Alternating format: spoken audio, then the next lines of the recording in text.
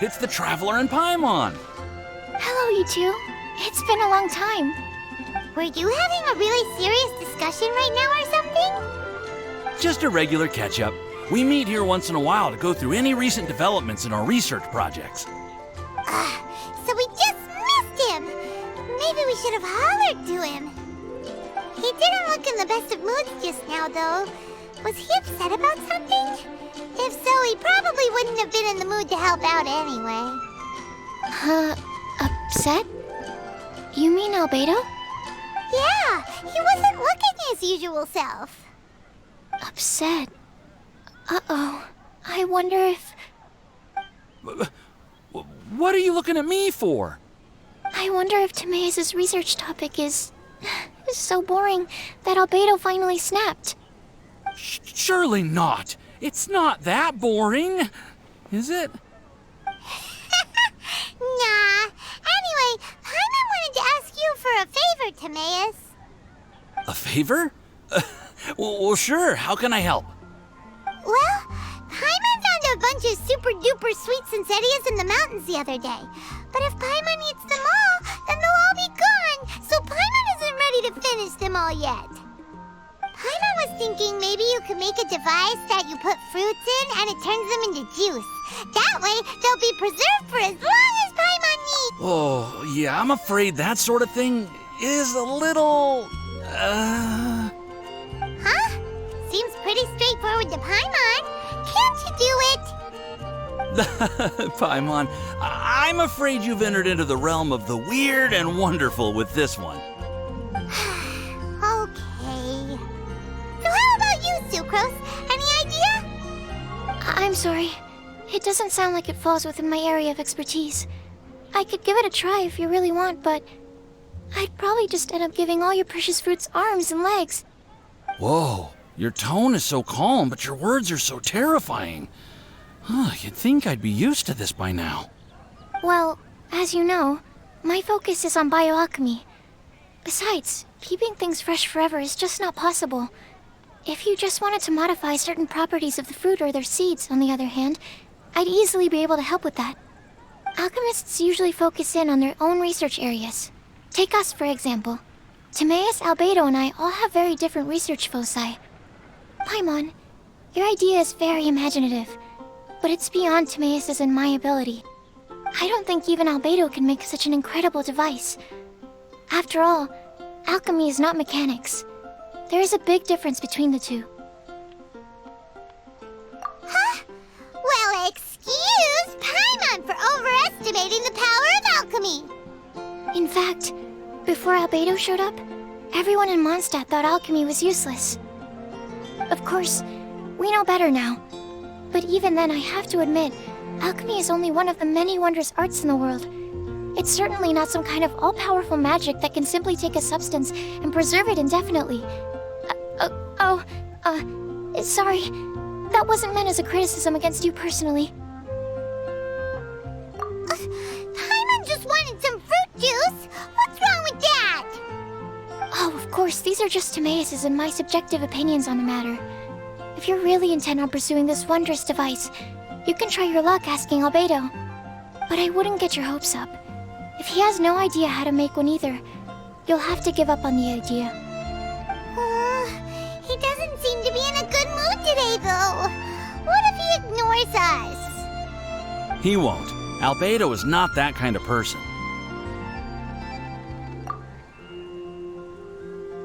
Hey, so where is Albedo heading to anyway?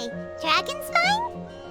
Unless he specifically says otherwise, Dragonspine is where he usually goes. He seems particularly fond of that place. And somehow, the cold doesn't seem to bother him at all. Then let's go to Dragonspine to find him. Come on, there's no time to lose.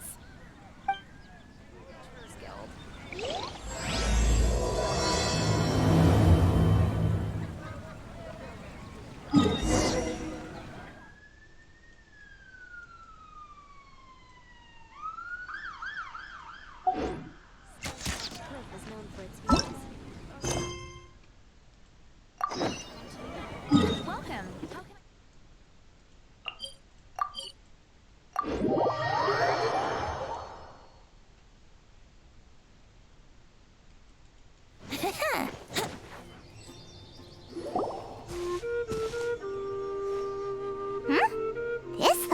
lively.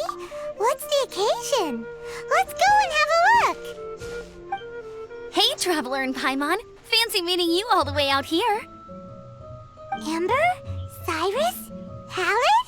What's everyone doing at Dragonspine? Don't you mind the cold? Oh, the Traveler is joining us too. Oh, great! Fantastic! Wonderful! The more the merrier. I agree. I feel much better with the Traveler joining us. Definitely the kind of person you want to have around in a tight spot. Oh, right! Paimon remembers most of these people are from the Adventurers Guild. Then again, it seems a certain outrider is doing too. Allow me to explain. The Adventurers Guild is holding winter training on Dragonspine. As you know, our members have varying levels of adventure experience. Dragonspine is an excellent place for budding adventurers to challenge themselves and improve, but it's dangerous to go alone. So, we made a plan for senior members to pair up with junior members. This way, everyone can experience training on Dragonspine together under safe and controlled circumstances. Now, every adventurer can progress together. I've been working on this grand plan for half a year now, and it's finally coming together! It's a great plan, isn't it? Hey, you are an outstanding adventurer. Surely you must be willing to join us and help out. Is the Adventurers Guild short on experienced members? Well, that's part of it, actually. The other reason is, when I was patrolling the perimeter of Dragonspine, I found a lost kid named Joel. I heard he lives here on the camp, so I escorted him back. I know, Joel's father went missing. I totally sympathize with how much Joel misses his family. Dragonspine is so bleak and deserted. It must have been so lonely for him here. Aw, Amber. Anyway, I wanted to do something to cheer Joel up, so I said I'd build a snowman with him. It's something he enjoys doing. It also gives me a chance to stay here for a while and help Cyrus out. Aw, really? Thank you. Let's go meet up with Joel then.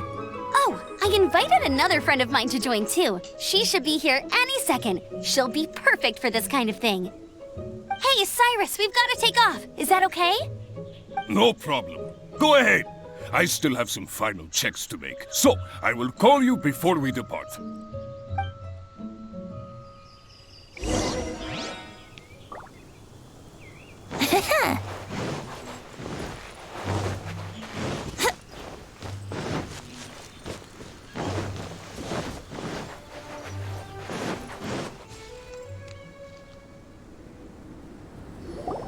Hey, Joel, we're here. Hi, everyone. I'm so happy right now. It's nice to have so many people to hang out with.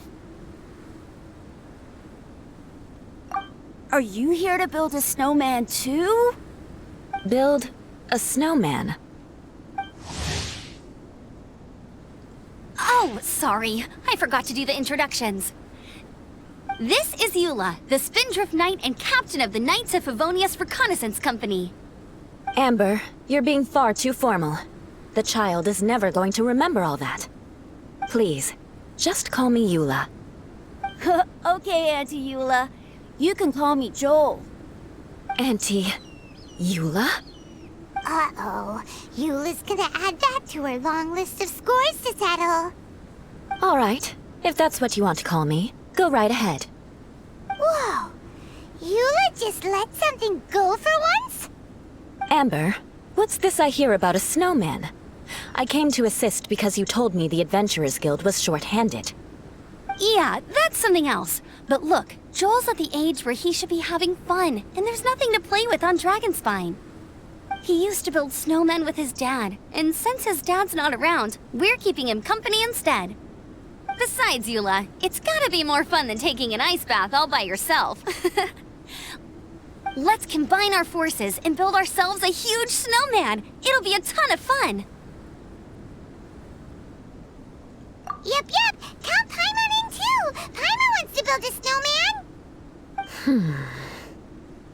Auntie Eula, are you too busy to join in? If so, it's okay. I understand. No, nothing like that. My mind was on something else, that's all. Building a snowman with Joel, are we? Sounds wonderful. I'd be delighted to join you. Then let's get started. First, we need to split up into teams to gather some supplies. Joel and I will be on one team. You and Eula can be on the other team. Hey Joel, see that huge tree over there? Wanna race me there? Yeah, let's do it! Wow, those two are fast. It's hard to tell which of them is having more fun. Hey, what's up with you two? Why are you just staring at each other without saying anything? Well... Joel probably hasn't spent much of his life in the city. He doesn't know me, and he doesn't know what the Lawrence name means to the people in Mondstadt. Right, that's why he calls you Auntie Eula. True. In his eyes, I'm just another ordinary person from Mondstadt. It was a surprise, but not in a bad way at all.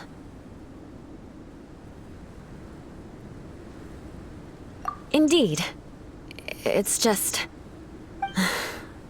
That's the thing. I'm a little worried that I won't be up to the challenge. I have never built a snowman before. My upbringing was very strict, so I never had the chance when I was a child. And after I grew up, of course, it's not the sort of thing I would spend my time doing. Oh no! Paimon's starting to feel sorry for Eula. You sound confident. All right then. Enough small talk for now. I see we have a member of the Adventurers Guild joining us. Greetings. We have a slight problem here. We've done a head count, and it turns out that we have an odd number of participants. In other words, we still have one instructor slot left to fill. How it happened was, we originally asked Fischl to be an instructor, but she was busy with something outside of Mondstadt during this period. So, we found another adventurer to fill in for her, but they still haven't shown up yet. Thank goodness you are here. Oh, hello. My name is Gerald. I'm a new adventurer. In that case...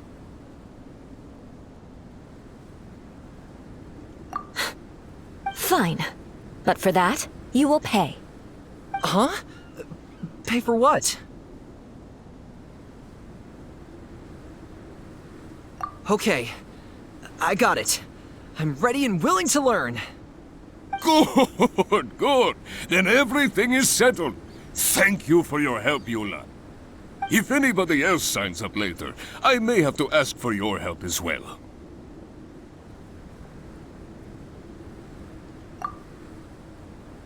Why did you give the spot to Eula?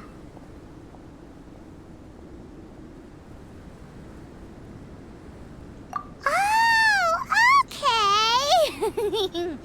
You're so nice.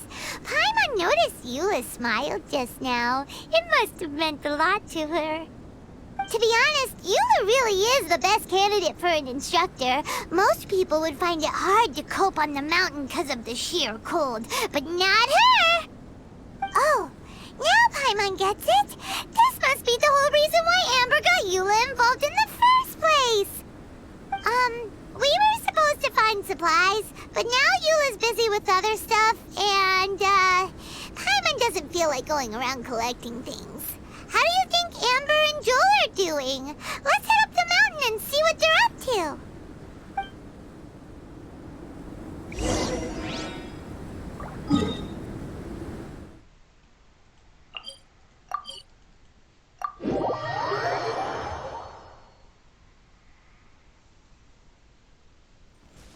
Let's wait till the snow gets heavier and have a snowball fight.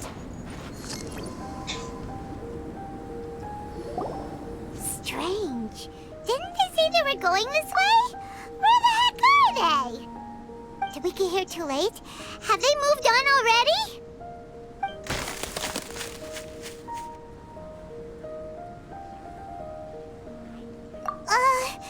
Could they be in danger?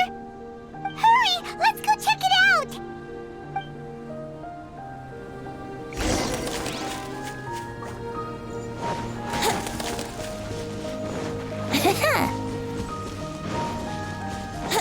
Wouldn't gliding be faster?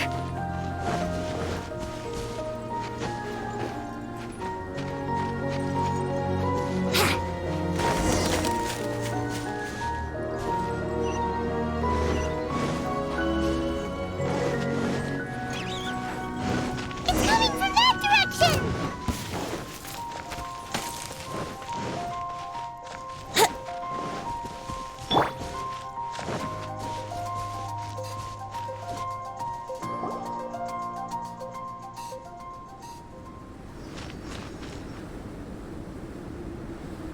The sound just completely stopped! How could that happen? After all the adventures we've been on, our tracking skills are honed to perfection! Aren't they? Oh, guess we underestimated whatever was behind it. But if that's the case, then what exactly are we dealing with here? I know that voice. Hmm? Huh? What brings you to Dragonspine? Oh, so it was Albedo all along! All along? Oh, what do you mean by that? On the way here, we kept hearing weird noises, and it felt like someone was watching us the whole time. Turns out it was just you! Honestly, you really gave us the creeps. If you're bored up here, go find something useful to do. Don't go sneaking around scaring the poop out of people.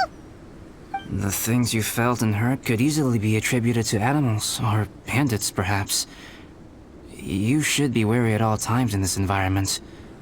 There are all too many ways to sustain losses here if you aren't careful. So, what business brought you here? We actually came to look for you, but then it turned into looking for Amber, but now we've met you, so we're back to that again. Your thought process is rather chaotic, as is the way in which you articulate it. Hey! How dare you! All Paimon's trying to say is that we came here to look for you! Oh, is that so? Then it must surely be something of great importance. I'm all ears. He seems to be in a better mood than we thought, right? Does that mean Timaeus' stupidity doesn't really get to him after all? Huh. Okay, let's just forget that ever came up. That's okay if you can't tell me about it. Just treat this as an opportunity to stroll on the mountain and enjoy the view. So basically, the truth is we're here on adventurer duty. Oh, I see. So you foisted the rookie off onto Eula so that you could wander off and goof around? We're not goofing around! And Eula was the right person for the job! We were just being nice. What about you then, huh? What are you doing on Dragonspine?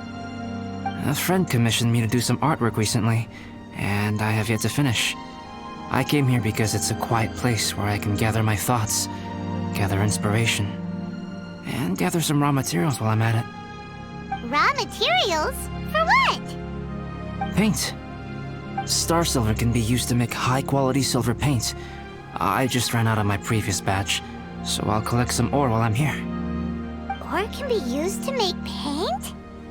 Yes, but you have to be selective with the specimens you choose. Even with a high level of impurities, star silver still contains fine silver-colored particles, but they lack luster, which impacts the color saturation of the pigment made from them. Paint made with such pigment is generally viewed as a fake or a defective product. Interesting. So, paint aside, can you talk about how you find inspiration? Paimon wants to learn! You want to learn to paint? No, not for me, for the Traveler! Paimon wants the Traveler to learn how to paint. During our travels, we sometimes have nights where there's nothing to do. It'd sure be nice to do something memorable rather than just sit around. Painting is a great example because it can capture a moment in time, so it seems like it's definitely a worthwhile skill to have. Yep, why not? Once you mastered it, you can paint Paimon! Not a bad idea. Well, since you two would like to learn more about painting, why don't you come with me to the campsite? I have painting materials there. You can practice while I give you some guidance. Sounds great! Oh, she'll be fine. She is a Knight of Favonius after all. Let's just forget about all that stuff for now and go with Albedo. Come on, let's go! It's so cold out. Paimon wants to get to the camp and warm up by the fire.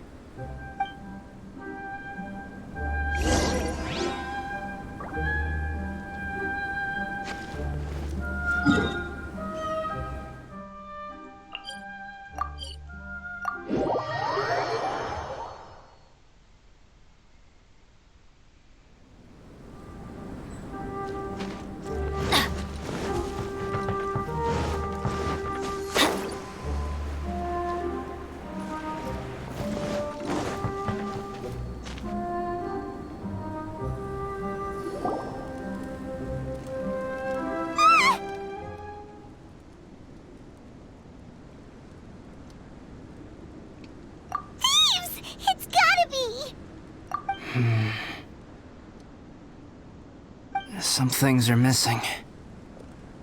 Nothing valuable, hopefully. Wait, where's Paimon's Mora? It's hard to say their value, but some of my alchemy notes are missing.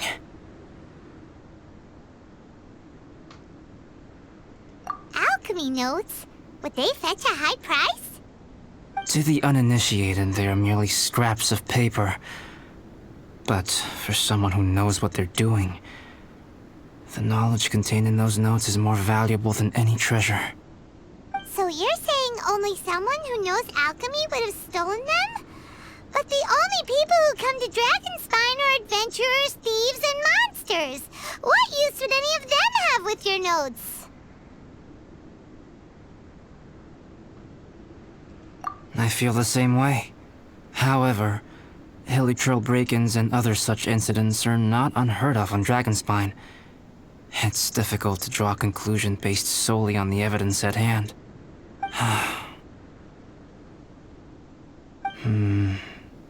These appear to be... Footprints? fresh ones. Meaning our thief can't have made it far.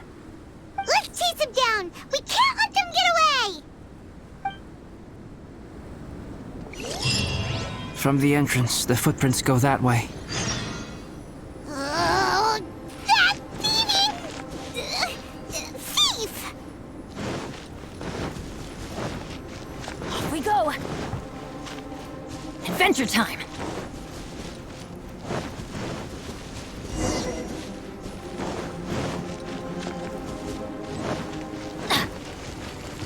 The footprints lead up there. So they scaled the cliff. Okay, after them!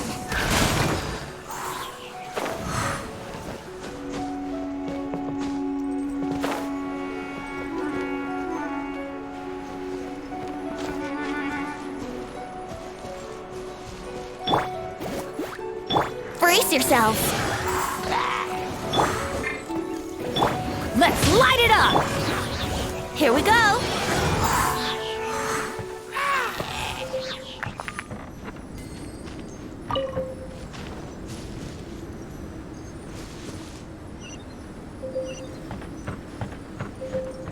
Let's play.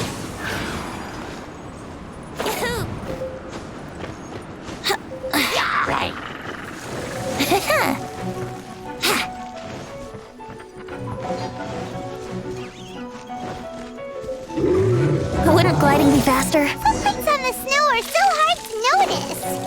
So easy to lose track completely. That's why we have to hurry.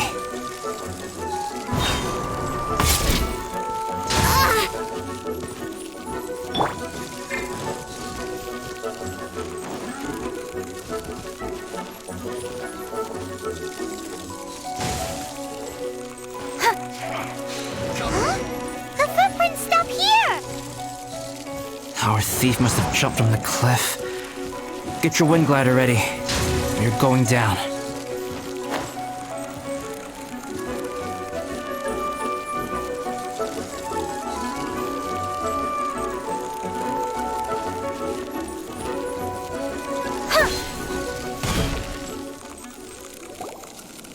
Here, more footprints.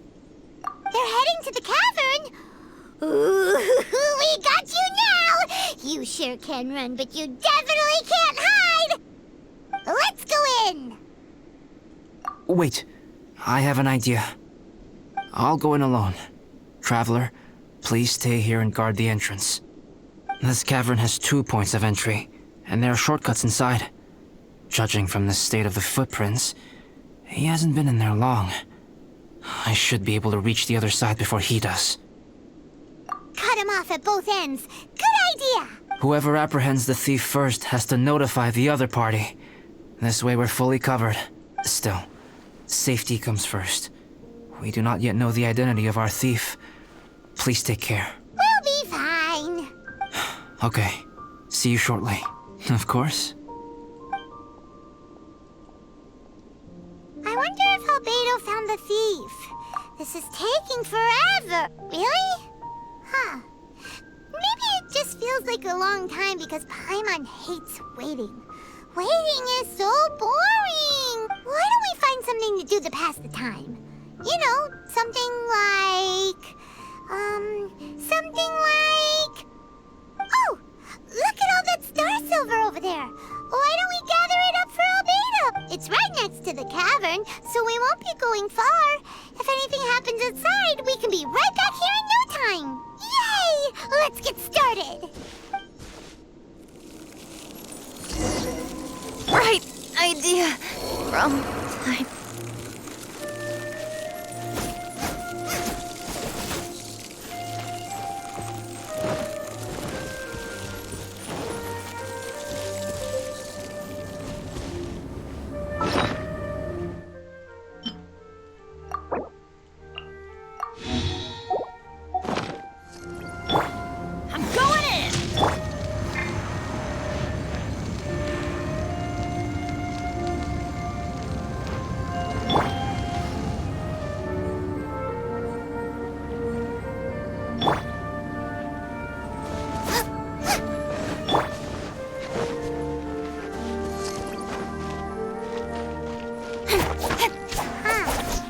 This stuff looks kinda lackluster. Is that because of the impurities? Hey, this one's not bad. Alright, this should be enough. Some star silver shines a lot more brightly than others, huh? Finally, you're back. Yes.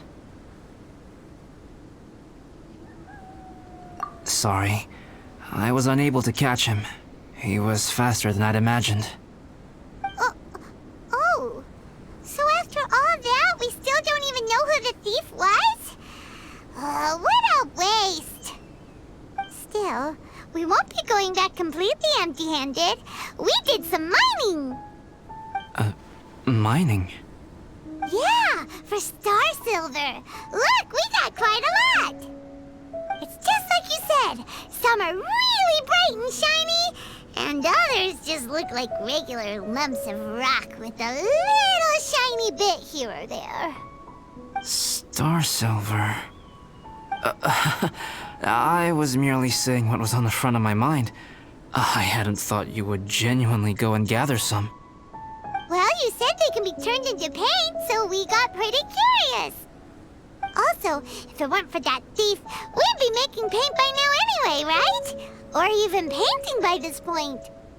Anyway, it's all the thief's fault for wasting our time. Yes, it's all the thief's fault. The notes mean a lot to me. I'm not quite ready to give up the search yet. Let's keep an eye out for clues as we go. Oh, just one thing. Do you want us to bring all this ore back, or did you want to sort through and get rid of the useless bits first? There's no point in bringing the bad ones back if it'll ruin the quality of the paint. Some of them do look pretty dull to Paimon, so it doesn't seem like those will be of any use at all. Indeed. The sorting process is necessary. Humans are such practical creatures. They only want those things that are good. Once they have learned to distinguish between good and bad, they will never stop comparing things in their minds. Useless things should be disposed of at the outset. Right! Saves a lot of time that way. Efficiency first. So let's start by... Help! Help me! Wait! Did you guys hear that? Was that a cry for help? It's likely an adventurer in danger! Okay!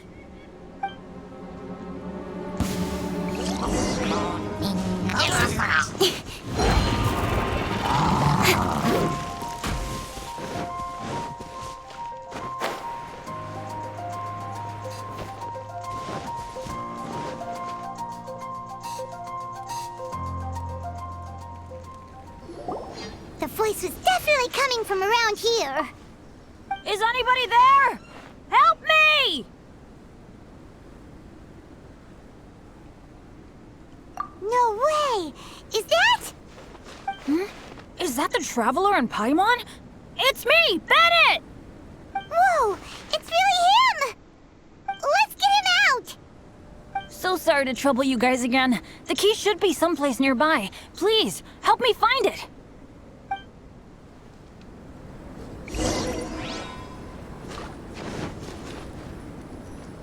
Wow, so much clutter!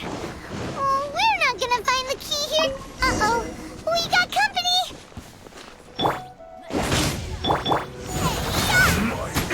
Nice and spicy!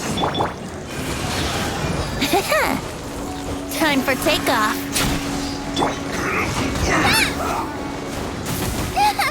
It's time for a flash freeze. Don't blink. We're not going anywhere. This is it. Incoming. I'm the frying pan! Let's light it up! It's no problem. Everybody stand back! With sword comes shadow. Don't blink. Oh, so they kept the key with them! Huh. We were searching around for nothing.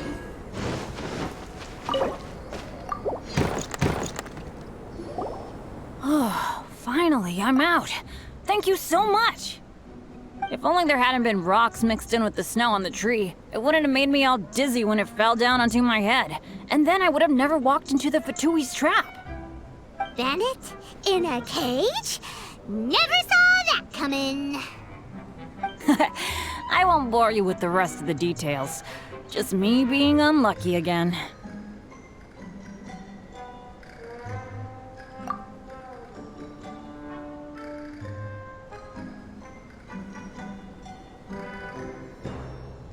Yep, taking them out was child's play. No need to thank us. You did? That's so nice of you guys. I know they were probably just following orders. But still, thanks for helping me out. So what are you doing on Dragonspine? Didn't Razor want to come with you? Did you hear about the Adventurers Guild thing? They're hosting a winter camp here. As one of their veteran adventurers, I'm here to help out the rookies. Razor's not an adventurer, and as the leader of Benny's adventure team, as well as the only actual member, I had to come on my own. But now I've been stuck here for so long, I probably missed it. Oh, I hope Cyrus doesn't get mad at me. Oh! Wait, so that guy Gerald who got left in the lurch, He was supposed to be paired up with you? If so, sorry, Bennett, but you really did miss it. He got paired up with a different instructor instead. What? Weren't they short on instructors? Where'd they suddenly get extras from? A few people from the Knights of Favonius stepped up in order to help support the event, so they ended up with more instructors than students. Knights of Favonius. Yeah, they're definitely more reliable than me. I'm just a walking accident waiting to happen. Right. Anyway, that was just the situation when we last saw them. It might have changed by now. Who knows? Maybe a whole load more rookies will have turned up to join in. Besides, after all the trouble you've gone to show up as an instructor, Paimon's sure Cyrus will put you to work. Really? For sure. Hey, wait a second. Where'd Albedo go? Albedo? You mean the alchemist from the Knights of Favonius? He's one of the instructors too? No, he just happened to be on Dragonspine. We were just with him, but then we heard you calling for help. He must have left us at some point after that. Could he have gone back to keep looking for clues? Let's go back to the cavern and see if he's there.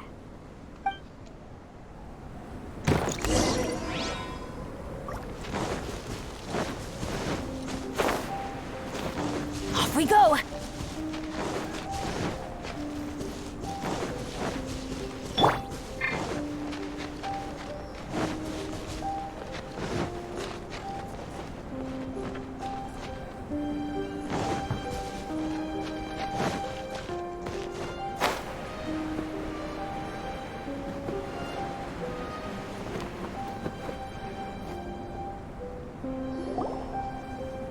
Still no sign of Albedo. This is weird. Where has he run off to?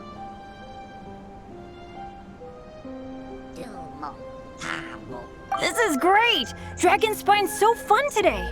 There's so many people around. It's never usually like this. This was where we heard Bennett's cry for help, right? We heard his voice and went straight over to rescue him. Then we noticed Albedo was gone. Huh. So he just didn't feel like helping us save Bennett? Wait, what? What are you talking about? Oh, Albedo! Where the heck have you been? We've been looking for you! I should be the one to ask you that. Didn't I tell you to stay at the cavern entrance? Huh? I'm not really following who was waiting for who and who was looking for who, but first things first. I apologize, Albedo. I don't fully understand what's going on, but it seems like it's mostly my fault. No. Bennett, this is not because of you. You needn't blame yourself. Traveler, clear this up for me. What was the reason that you left the cavern entrance? Did you... There you are. Stay right there. You have a lot of explaining to do. What? Me? Huh? You, huh? Aren't you supposed to be helping the new guy? Yes, that's what I would be doing, if I hadn't been interrupted by a certain someone's malicious scheming. Albedo, I saw you taking Jewel towards the wasteland at the edge of Dragonspine. That place is crawling with monsters. What the devil do you think you were doing?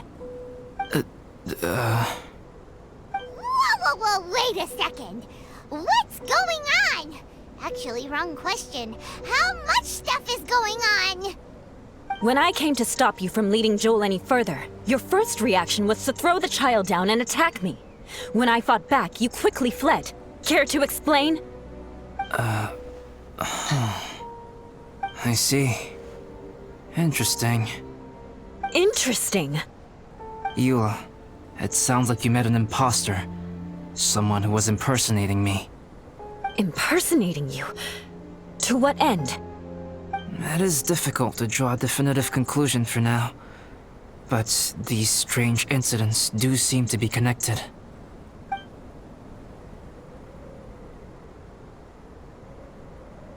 Your alchemy notes were stolen. Can the Traveler and Paimon testify that the three of you were together up until you entered the cavern? Yes, we can confirm that. As things stand, I don't have any reason to harm the child.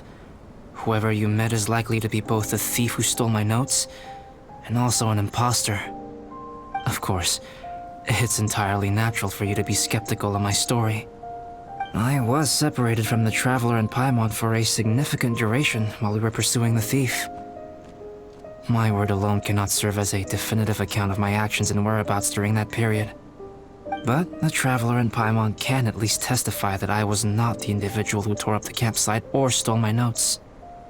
Albedo, do you have any enemies? Could it be one of your enemies impersonating you to get revenge on you or something? I don't have any enemies, and I'm not aware of having given anyone cause to exact vengeance upon me. There is insufficient evidence to assert what happened with any certainty at this point. Given how serious the situation is, I intend to investigate it myself, even if you decide not to pursue it any further. Eula, I won't discourage your ongoing suspicion of me if you can't believe my story. Though, naturally, I would hope you can afford me some credibility on account of our solidarity as fellow members of the Knights of Favonius. Traveler, Paimon, Bennett, if you are willing, I welcome you to monitor my activities beyond this point so that you can act as my witnesses. If I am what this imposter wants, he will come looking for me again eventually. Things can only become clearer from that point on. I'll give you the benefit of the doubt, as preposterous as your claims sound. And I will choose to believe that an imposter went after Joel, and not you. I will keep Joel safe. If you need any support with the investigation, contact myself and Amber. You have my gratitude. As far as Amber goes, I will... Eula! Eula! Where are you? Amber, we're here! Eula! Oh, and Traveler, Paimon, Albedo, and Bennett. You're all together. Great. Bennett, I'm glad I ran into you here. Cyrus was telling me you still hadn't shown up. He was getting worried you might have run into some trouble. Yeah, I ran into a little trouble. Thanks for your concern. Sure thing. Well, now that I found you, let's go check in with Cyrus. But before that, has something come up? How come you're all gathered here together? Need any help? Between us, there have been a few minor incidents, but nothing I haven't already dealt with. Oh, yeah. It's my fault, really. All because of my bad luck. But everything is fine now. So, it's all set then? Great! Shall we head back down together? I did say I'd bring Bennett back if I saw him. Sure, I'm ready to go. Very well. Let's go. And then there were 3. Traveler, can we talk somewhere else? Let's go to my camp.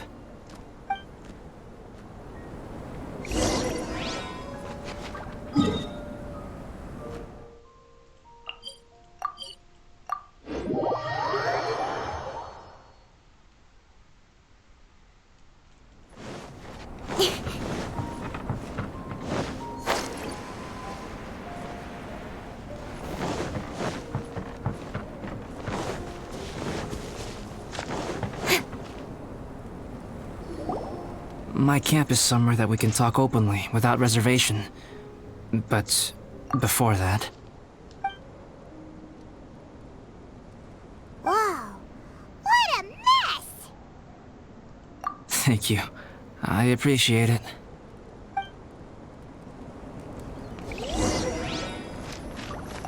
I've been absorbed in my research lately and haven't attended to the dusting. It's due for a cleaning.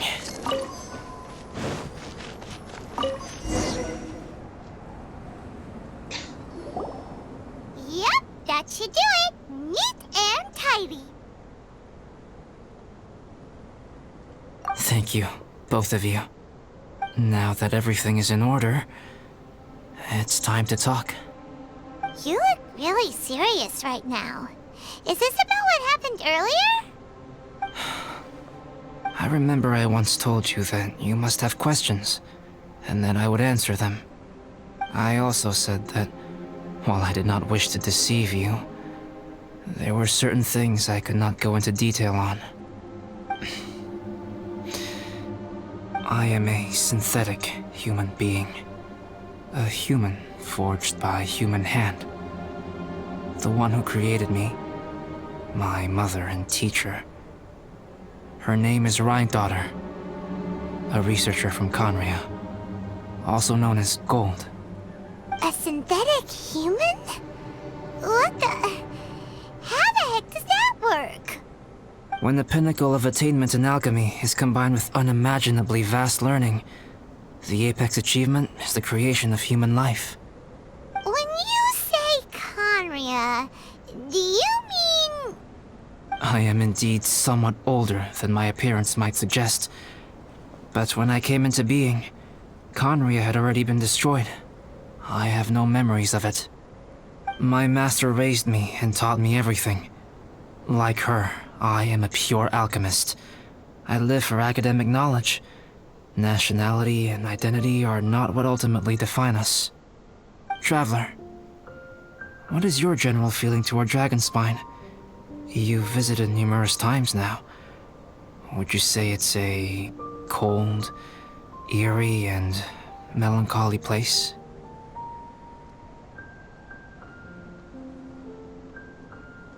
Rhine-daughter created two miraculous beings.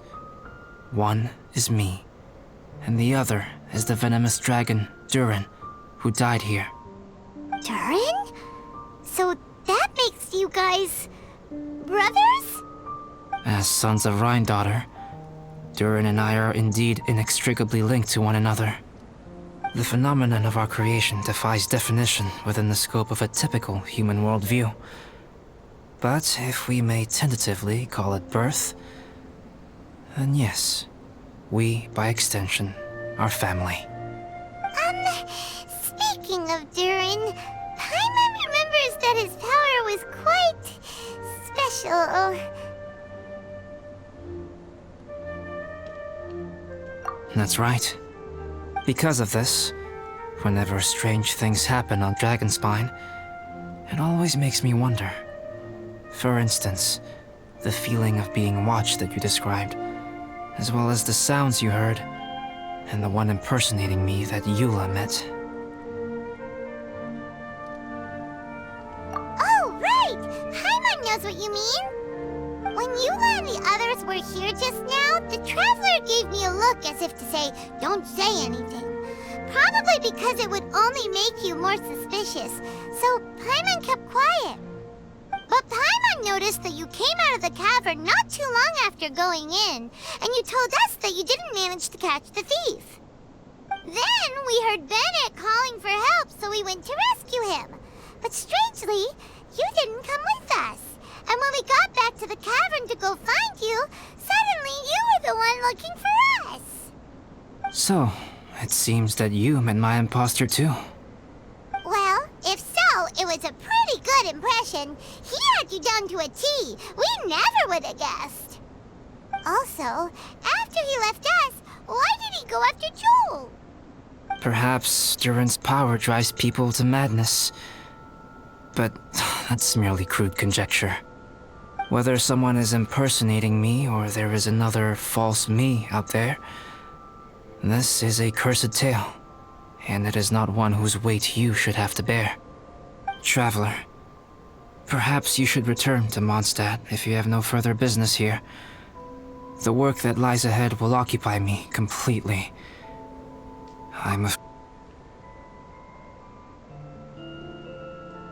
Yeah, we're Dragonspine veterans by now. If there's something really bad going on, we can't just leave you here to deal with it on your own. That wouldn't be very nice now, would it? Besides, there's no one else in Mondstadt that you can talk to about this. Sucrose and Timaeus don't know your secret. push us away at a time like this. All right. Thank you. You were intending to participate in that winter camp, if I recall correctly. That could serve as an excellent pretext for you to remain on the mountain. In that case, please join in the activities of the Adventurers Guild as planned, and be on the lookout for any leads while you're at it. If anyone sees me, or someone like me... We'll be sure to pass the info straight on to you. Good. Then we're agreed. Okay, let's split up to look for clues, then meet back here at this camp in a few days' time. Sounds good to me. But please, whatever happens, put your safety first at all times.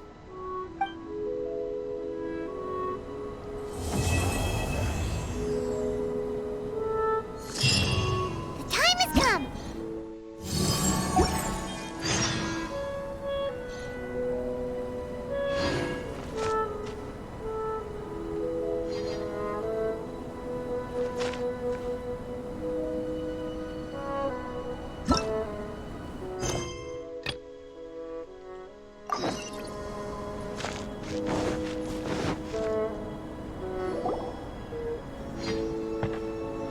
Albedo, we're here. Traveler, Paimon. Your faces say that perhaps you haven't turned up anything? We investigated all over the mountain, actually. But we didn't see anyone that looked like you or hear of anyone else meeting you. This is not unexpected. I haven't made much progress either. He appears to know that we are looking for him, and has opted to lie low for the time being.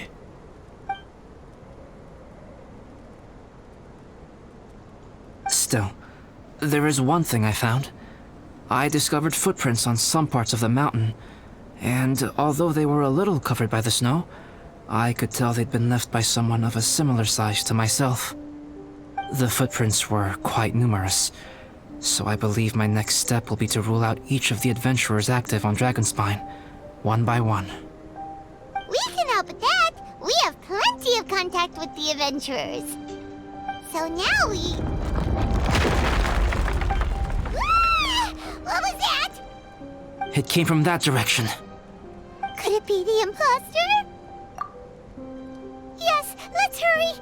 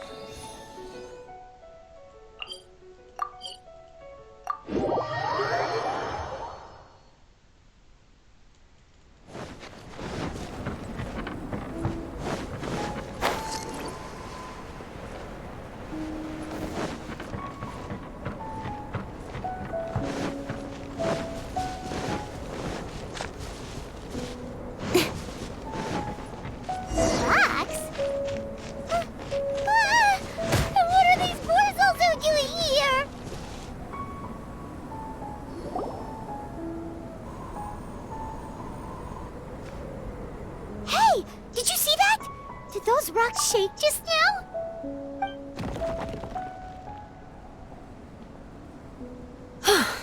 That was most unfortunate. What are you guys doing here?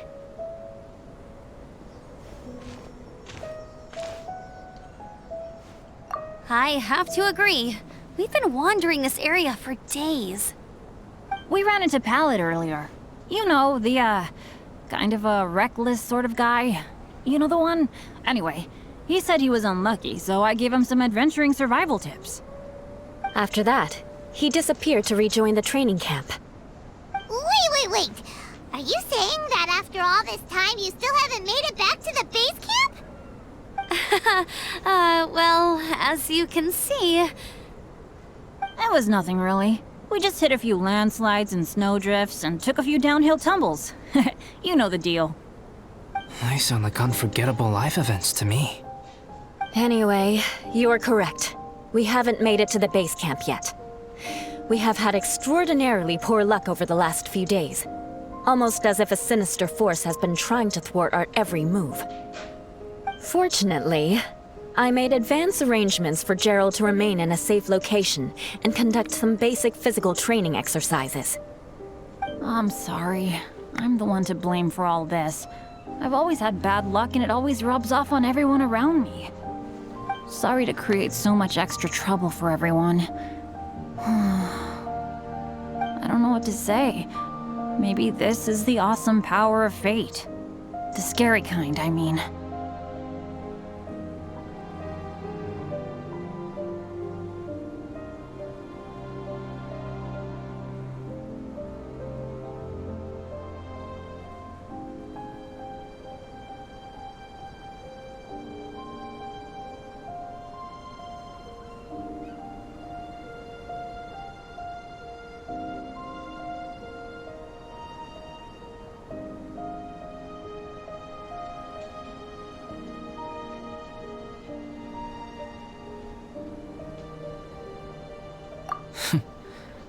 I agree. Yep, we're just used to it now. Besides, it's not like we have the most amazing luck ourselves. Really?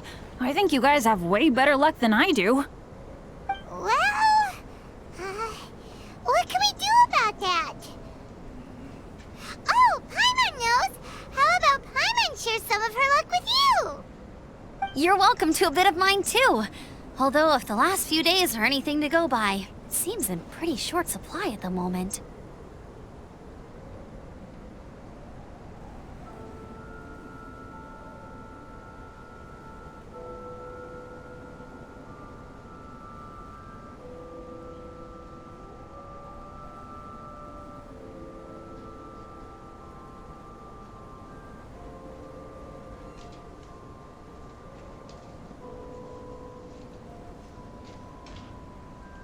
You guys. Aw, thanks. With a little luck from everyone combined, we'll make it down this mountain for sure. Yeah, you bet! Let me flip a treasure hoarder insignia to test it out. All right, it's tails. The opposite of what I guessed. So you can predict your fortune this way? But why are you so happy that you got it wrong? It has two sides, so there's a 50-50 chance of me getting it correct. Luck all comes down to probability, too. So as long as I use up all the bad luck, everything else will go smoothly. Guessing wrong when I flip an insignia is one way to use up some of the bad luck. So the probability of having some good luck in the near future just got a little higher.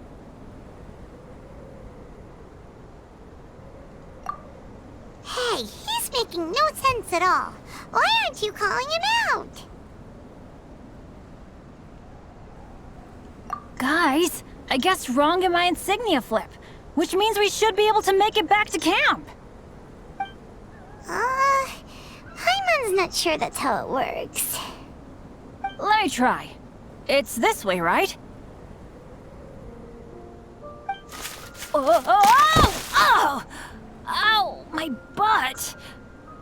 What is this shard of ice doing here? What? How truly miraculous. This is a miracle of misfortune. I don't usually believe in luck, but Bennett makes the best case for it I've ever seen. Amber, if you are ever required to partner with Bennett in your future work and you encounter anything like this again, do not take any rash action. Wait for me and I will come to support you. Huh? Yes, of course.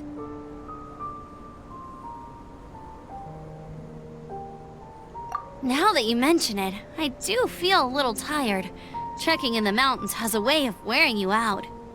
Well, since everyone is tired, why not take a rest in my camp? Paimon's so sleepy. A nice bowl of hot soup and a good sleep would sure be welcome right now. Suddenly, I'm kinda sleepy too. Amber will fall asleep in the snow if we keep going much longer. Come on, let's move. We shall head to Albedo's camp and get some rest. Take stock of our supplies, and decide how to get off this mountain.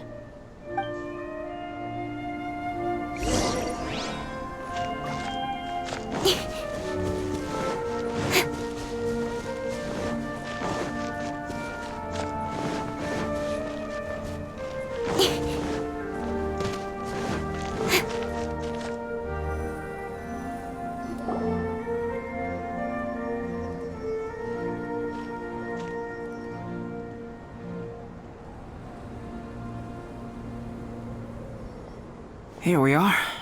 Make yourselves comfortable.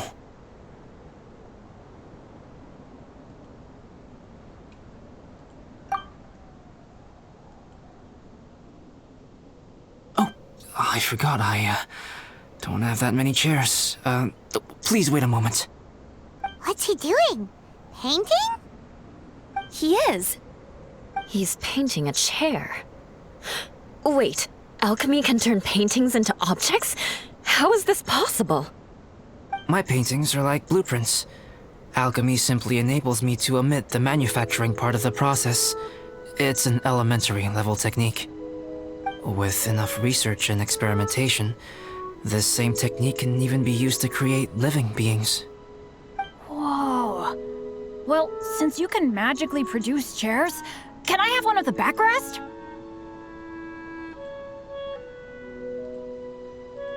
No problem. How many of you want backrests? Me! Me! I'll also take one with a backrest, if you please. Can Paimon have a chair that comes with a juicer?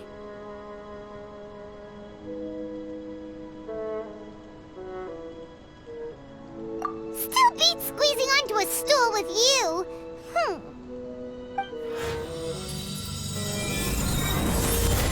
Cool, we have chairs now! This is so comfortable! Makes me want to stay the night here. You're very welcome to stay overnight if you wish. There's still some time before dinner. Get some rest, everyone. I'll tend the stove.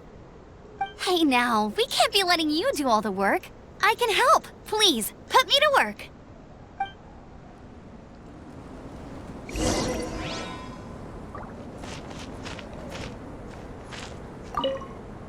Oh, pace yourself. Dinner could be a while. I still have a few things to prepare.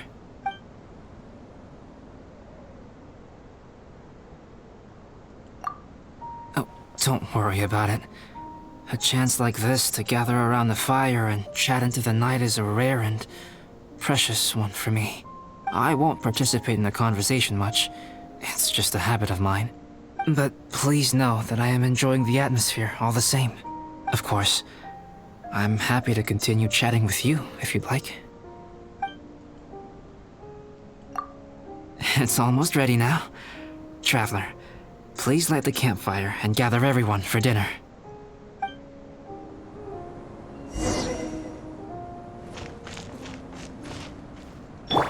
Gooba, get them!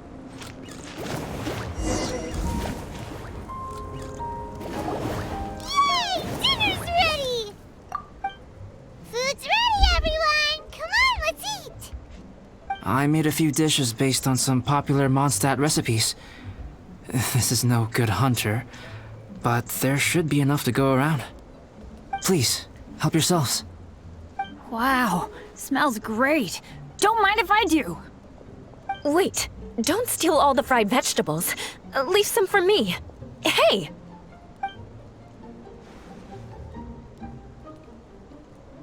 Ah, Paimon's full. What a great meal! Albedo, you're too modest. These dishes are as good as anything you'd find in a top restaurant. Are all alchemists so good at cooking?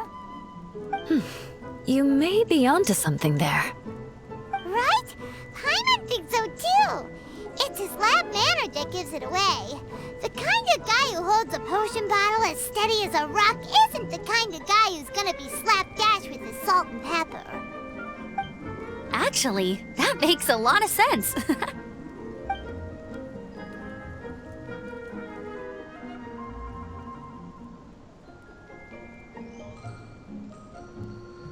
I'm so sleepy after all that food.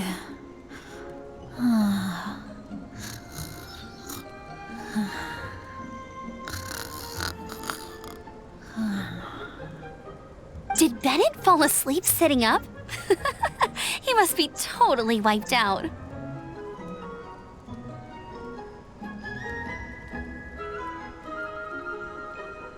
The way he's sleeping is so alert. I'm impressed.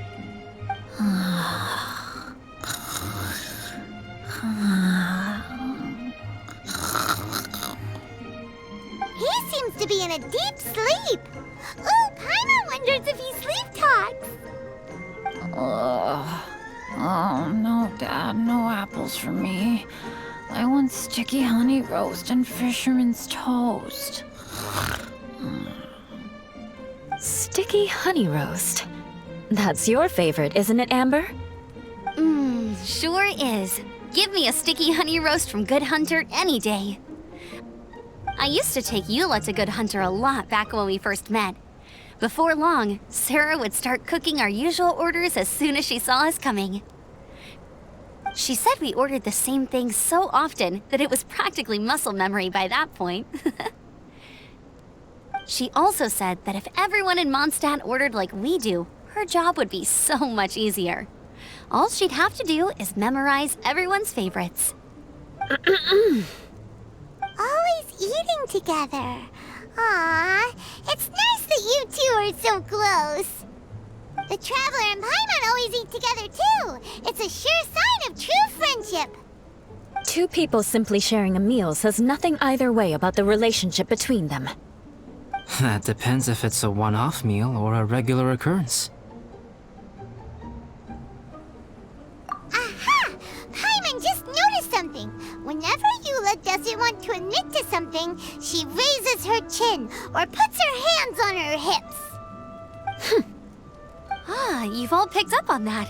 Didn't know Eula's tells were so easy to spot. We are done here, yes? I am free to go, am I not? Then please excuse me. I have a frozen lake I need to be at. You're going for an ice bath at this time of night? Wait up! Don't go without me! I thought you wanted to get some sleep. So maybe you should stay here and rest. No, I should come with you. It's late, and it's dark, and you're not good with directions like I am. Come on, let's go together.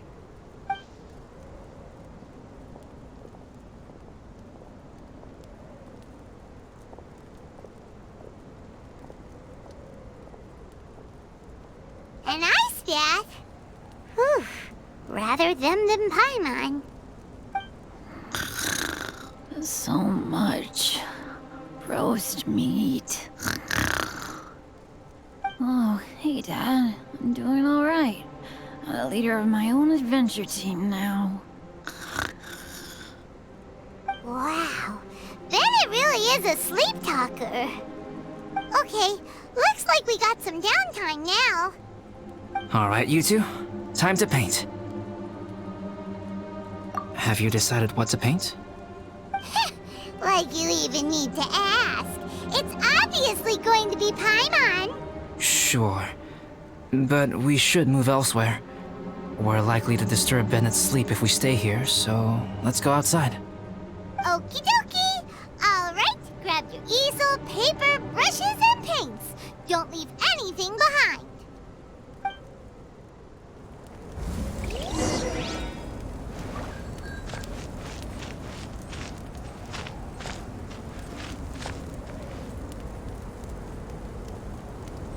Race you!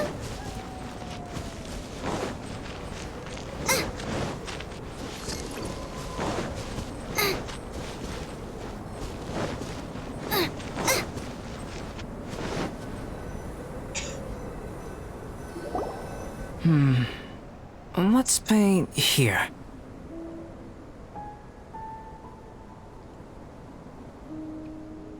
Allow Paimon to adopt an elegant pose for your artistic reference.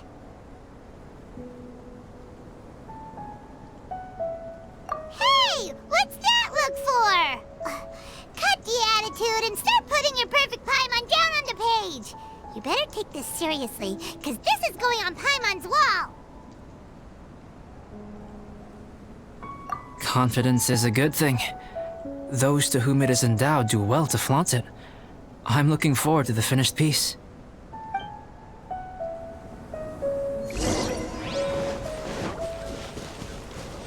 Alright,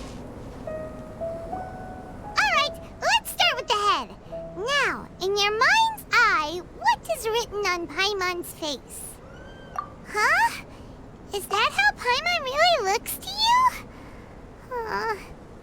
Okay, forget it. We can come back to that.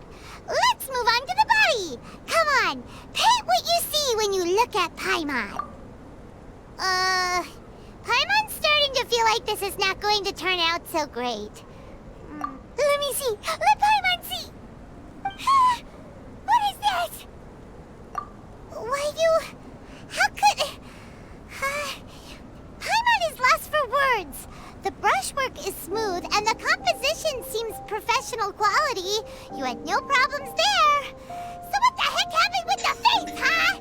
Explain that stupid expression! Explain it! Smooth, professional quality. And those eyes! Those boring, lifeless eyes! Where's the soul? Traveler? Have you previously received any education in the fine arts? What? You pour your heart on the page and this is what comes out? Special, huh? You seriously think special is supposed to look this ugly? Paimon's not convinced. But Paimon is struggling to come up with a comeback. Fascinating. Paimon, if this is not to your liking, I can make a few amendments. Traveler, what do you think?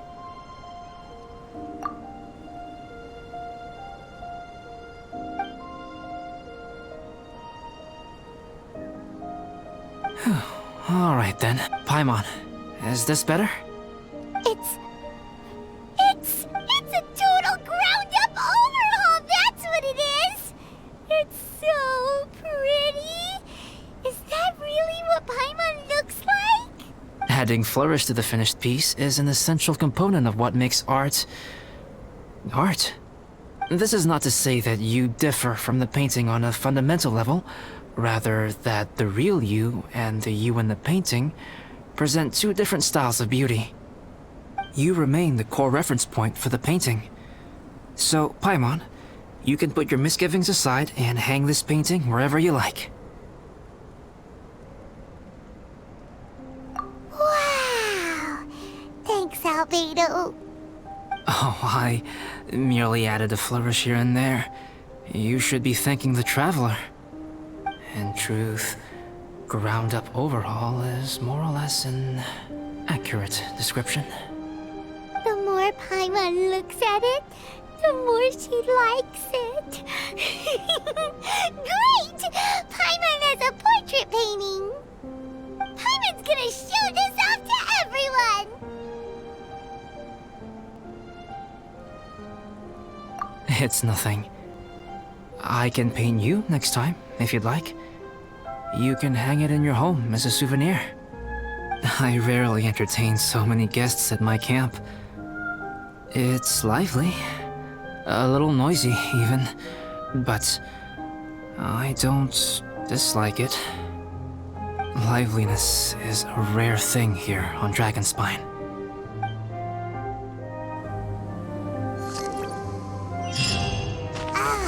It's a new day. Let's go meet up with everyone.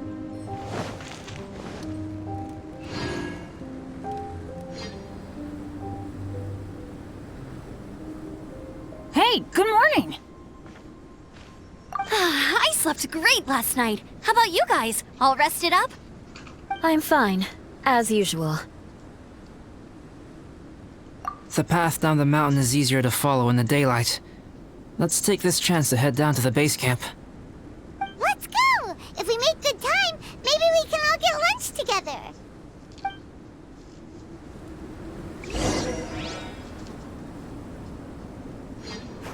I flipped another insignia just outside the camp.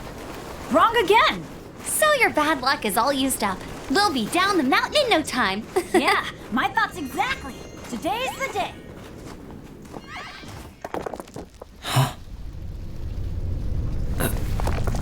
Oh no! Avalanche! Look out!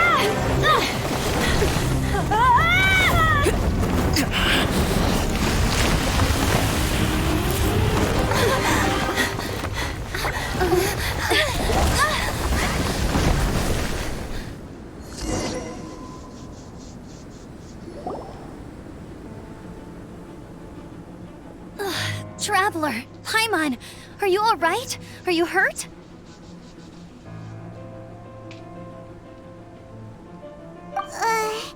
Paimon's fine.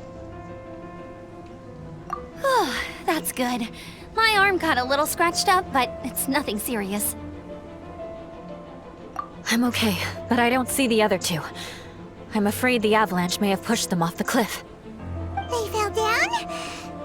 They'll be okay though, right? I think they're both robust enough to survive the fall. But if the falling debris knocked them unconscious, and they're lying there in the freezing cold, we have to get down there and rescue them, immediately. Okay, let's move. Hang in there, guys.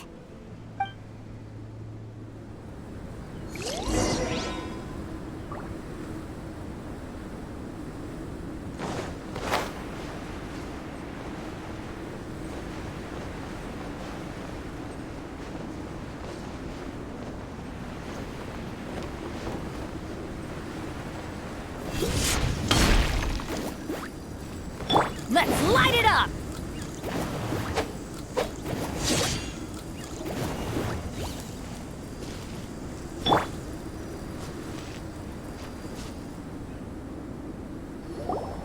Bennett!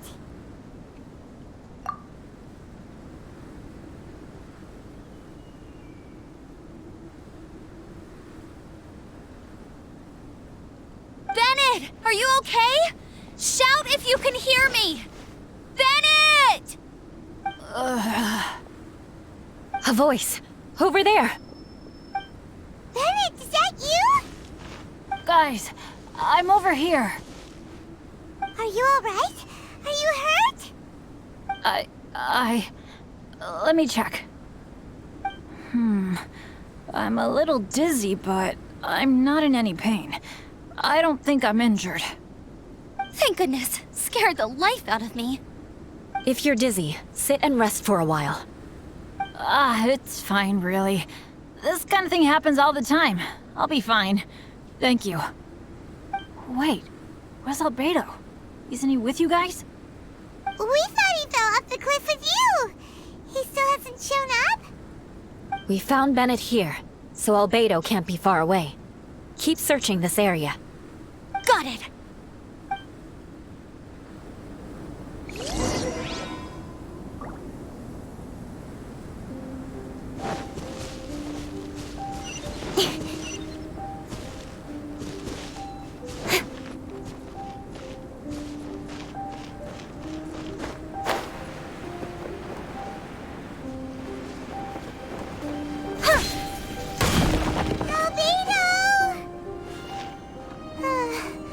No response.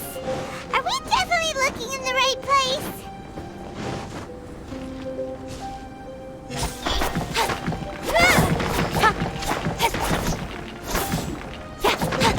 He's not here either. Let's check with the others.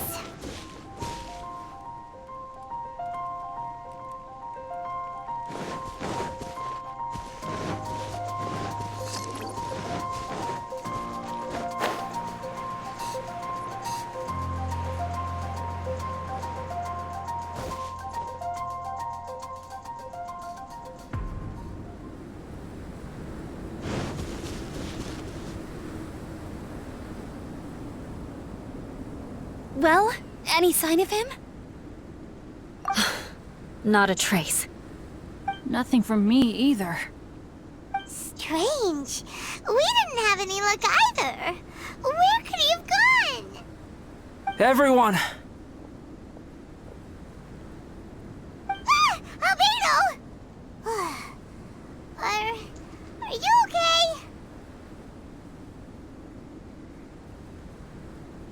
Nothing serious. Okay, everyone accounted for. Guys, I think it's gotta be because of me. The avalanche only happened because I'm here. I guess flipping a treasure hoarder insignia isn't gonna change my luck after all. No wonder no one wants to go adventuring with me. I'm so sorry. Don't say that. I'm hardly the lucky type myself, so I'm not about to go blaming every little thing that goes wrong on you. Exactly. Besides, Dragonspine is a dangerous place. Avalanches literally come with the territory. Bad luck has nothing to do with it, okay?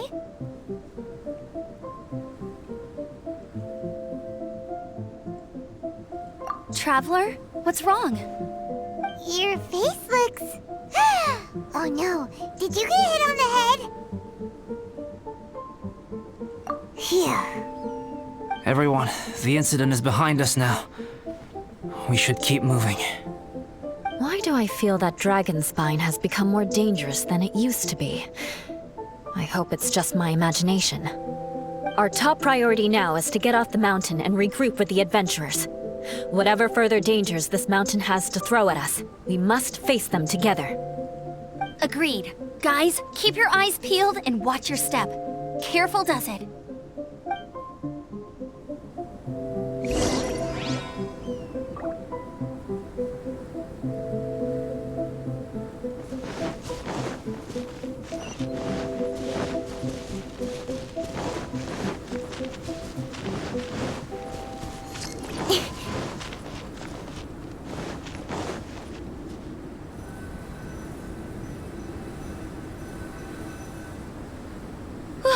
We've been heading in the right direction for a good length of time now. We must be getting close. I can feel it.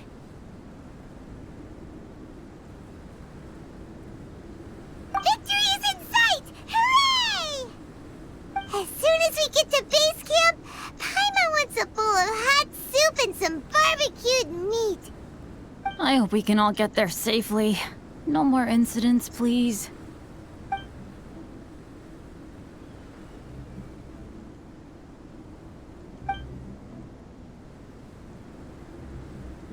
Hey, what's on your mind?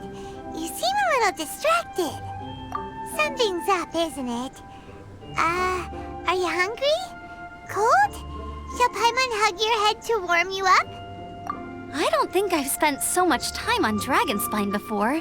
It sure is cold, but the view is amazing. Isn't it, Eula? Eula? Sorry, I wasn't listening. What did you say? I was just thinking, whenever I've met up with you at Dragonspine in the past, we always stick to the same few spots. It's much more vast and beautiful here than I realized. If it were a little warmer and a little safer, I bet this place would be bustling with visitors.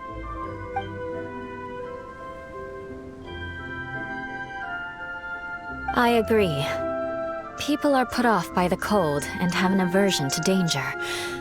They don't realize that there's much to explore beneath the icy exterior, if you were willing to spend the time and energy. Albedo, is this the way down? Yes. I think there are several routes in this area. Does the path fork off here? It looks like it does. But maybe it doesn't. My head's still a little fuzzy from the impact. I'm kinda dizzy too. I keep thinking things are swaying a little. Maybe I'm just hungry. Either path will work for us. The smaller trail is less worn and harder to see, but it's also shorter. Since everyone is weary, I suggest we take the shortcut. Follow me.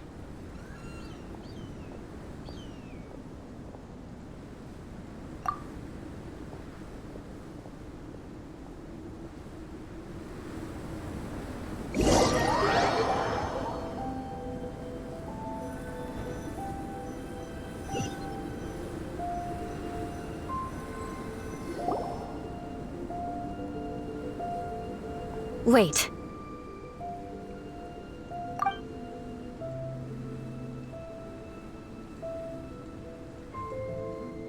Bennett and Amber don't look well.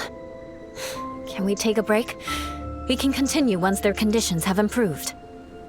Ugh. Now that you mention it. Huh? You hit your head earlier, didn't you? Oh, you noticed.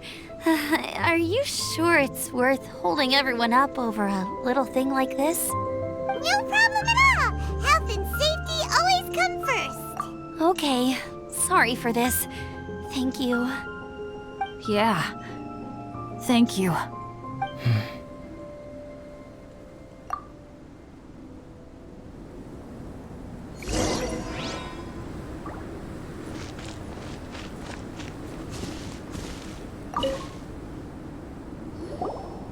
Drinking some water can help with the dizziness.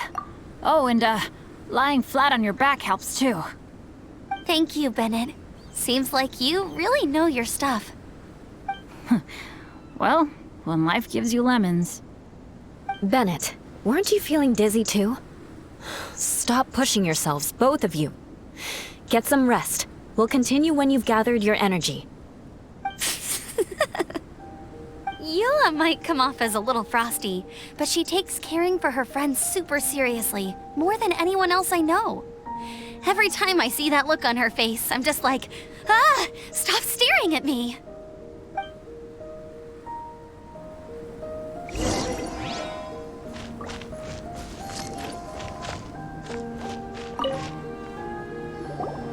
Traveler, I know what that look means.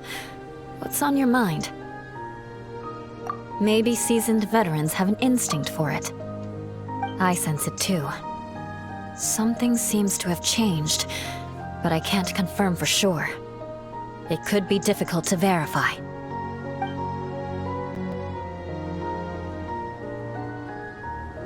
It might be imprudent to speculate out loud, but I believe you know what I am referring to.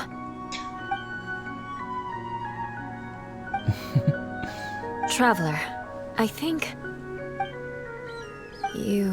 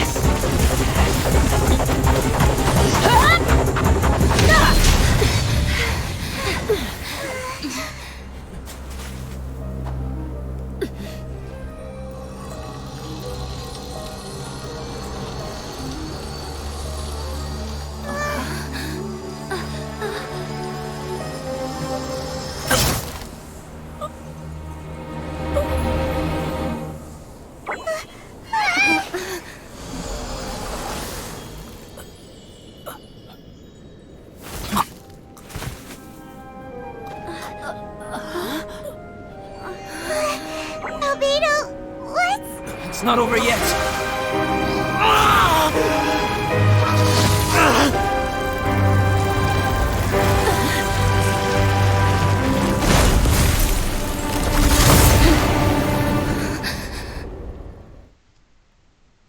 Brace yourselves.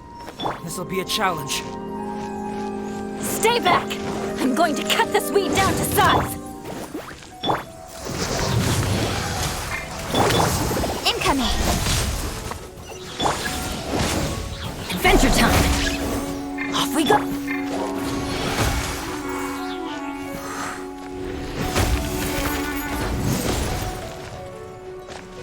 Out of the frying pan, into the fire!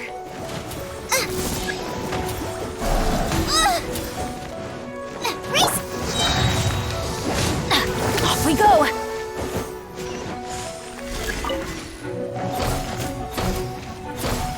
Nice and spicy! Brace yourselves! Think you can get away? Speed of light! Teamwork is dreamwork! You're toast! Out of the frying pan, into the fire!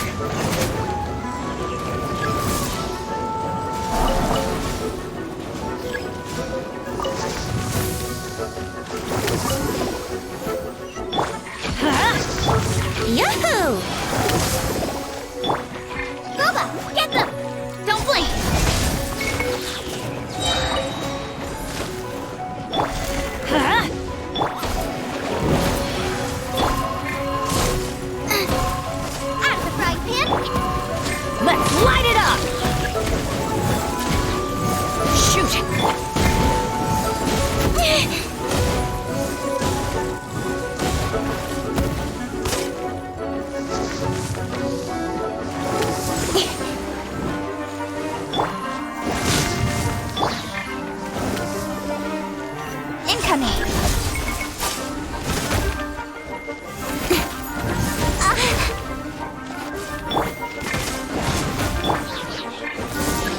Don't blink!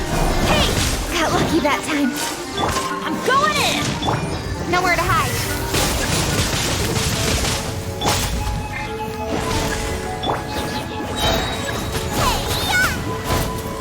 Time for takeoff. Brace yourself. Got lucky that time. Speed of light. Huh.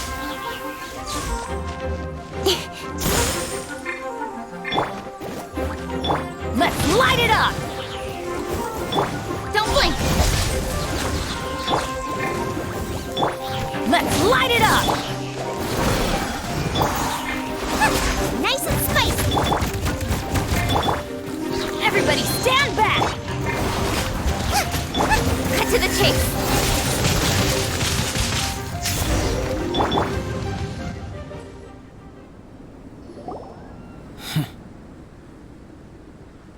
What in the world was that thing? One moment it was human, the next it was a plant! Is everyone alright? We're fine. But can you please tell us what's going on? I don't understand. I take it this monster is whom I had the pleasure of meeting last time. Correct. As you might have guessed, this is a mutated whopper flower. An extremely rare kind. But can whopper flowers turn into humans? Not typically. But conditions on Dragonspine are far from typical. Perhaps the dragon's blood seeped into the land, then was passed to the monsters via the ley lines, accelerating their rate of mutation. How could that happen? This mountain is home to the remains of Durin, the venomous dragon. If there is anywhere in the world one might expect life to do unfathomable things, it would most likely be here. Durin was an artificially created life form. Its existence is nothing short of a miracle, and proof of countless possibilities. In other words, this mountain we stand on is a cradle of life's profoundest mysteries. A vast and terrifying hotbed of possibilities. The avalanche. It must have been the work of this imposter. Agreed. All the other troubles you faced on the way down could also have been its handiwork. My guess is that it was targeting everyone that I've had contact with. Right, I forgot all about that. It's not inconceivable. But what was its purpose? Was it just trying to get rid of us? I have a preliminary hypothesis on this. Whopper flowers are masters of mimicry, and those we encounter in the wild often appear in the vicinity of the plants they impersonate. In other words, the whopper flower likely has an instinct to replicate and replace. As a plant, it will disguise itself as another plant and infiltrate the group, hiding among them for cover. The plant being imitated has no way to detect or fight back against this behavior. But when it disguises itself as a human... It wanted to replace you and infiltrate our group? Yes. Maybe it created the avalanche to get rid of us. I predicted this eventuality, so I availed myself of the avalanche to hide and lure it out. It was watching us the whole time, and when it saw that I had disappeared, its instinct was to take my place. At that point, its disguise was complete, and its next move was to hunt its prey. Yes, that's exactly how whopper flowers operate. So when it approached and attacked Joel, what was that? A trial run? Perhaps.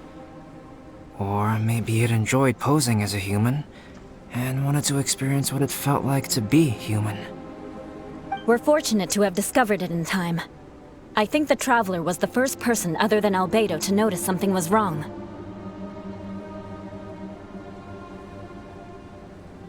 Traveler, how could you tell the real me and my imposter apart? I want to know too. I had no idea the other guy was an imposter. They looked exactly the same to me. I see. It goes to show how difficult it is to impersonate a human, This mutant whopper flower tried its best to replicate the original exactly, but still managed to miss some details. Unbelievable. To think that Dragonspine creates such terrifying possibilities.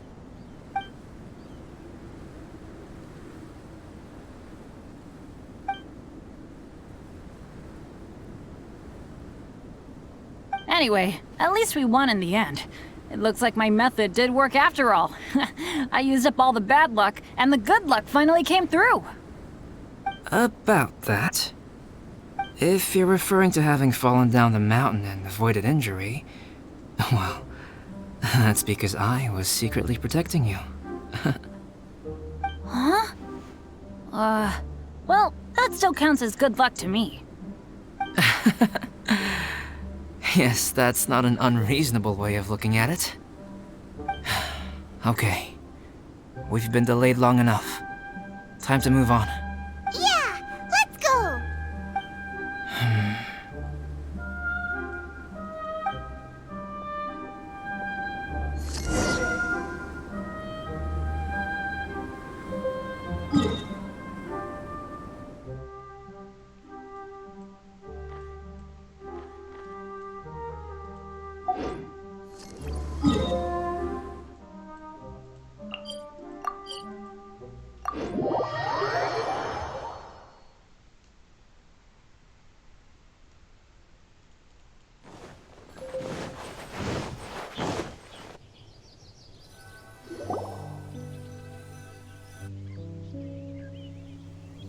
Woohoo! I'm back!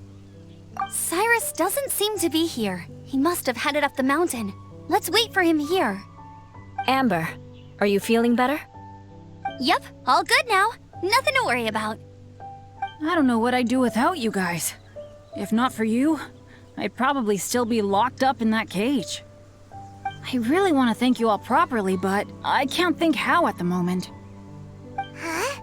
You must be pretty used to being on the receiving end of people's kindness by now, though, surely. You probably need it often enough, given your situation. Come on, don't put it like that. Sure, plenty of people have shown me kindness before, but that doesn't mean I will ever take it for granted. No matter how many times people help me out in life, I will never forget any of them. Well, instead of repaying those who helped you, perhaps you could help others yourself. Everyone meets others in need from time to time. By choosing to be there for them, you're passing the kindness you received on to others. Yep, you're right. That's what I've always tried to do, and will always continue to do. Right. And when Cyrus gets back, I'll find some way to help him out too. This has been quite an eventful day. Yeah, it has. It's really hit me how tired I am now that I've started to relax. I need to rest. Everyone, please excuse me for a while. Yeah, I need to get some water and maybe a piece of fruit.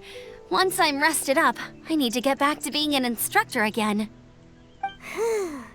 Well, it looks like the curse of the mountaineers who couldn't get off the mountain is finally broken. Feels like an action-packed chapter has come to a close. Shall we find somewhere to rest and chat too? Why not? Then please, come with me.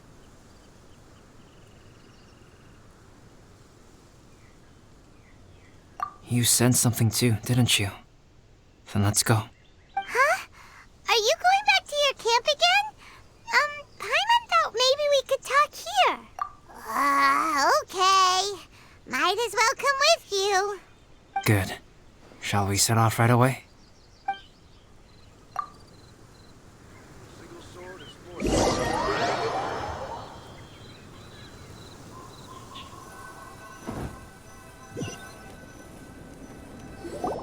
Sorry for bringing you back here once again.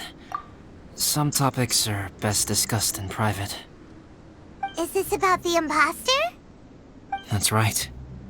I have to say, Traveler, I'm very surprised you noticed the difference between me and the imposter.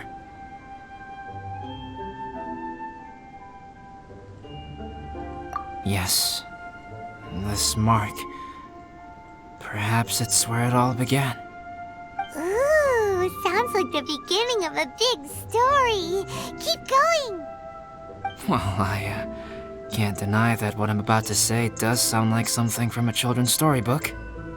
So, what do you think this diamond-shaped mark means? A tattoo? A crest? Something else?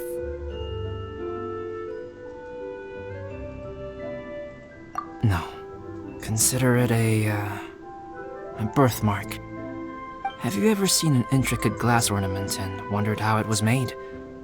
Well, one method for crafting with glass is a technique known as glass blowing. Glass blowing is not a widely known art in Teyvat.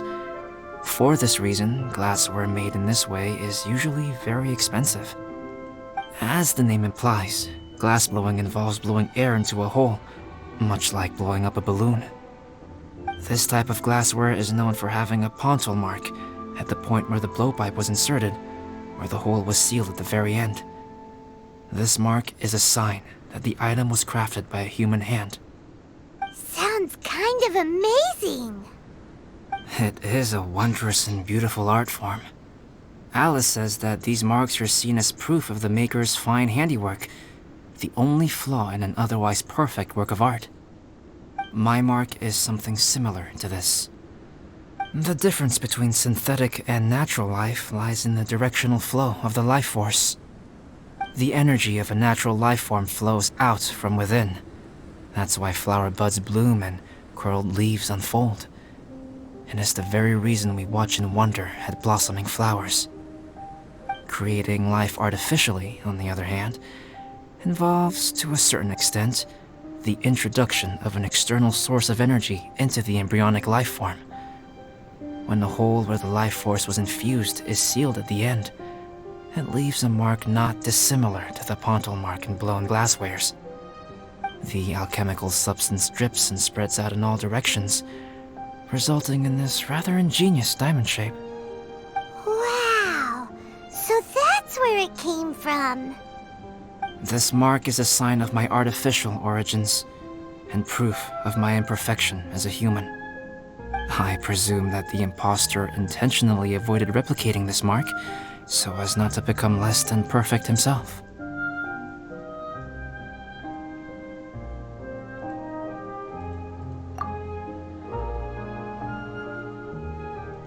You are fundamentally different from other people. I have few qualms about sharing my secrets with you. Just as Paimon said, it all sounds like a story. Even if you were to tell anyone else, they would regard it as nothing more than a tall tale. The transcendent and miraculous are not the only things to which human beings aspire. They pursue the everyday, the ordinary, to a far greater extent than I would have ever imagined. People like to believe that those who are thoroughly different from themselves could only ever exist in stories. It makes things much easier. Or, in other words, all the unfathomable things we've seen recently would make good material for a novel. I have friends who write novels.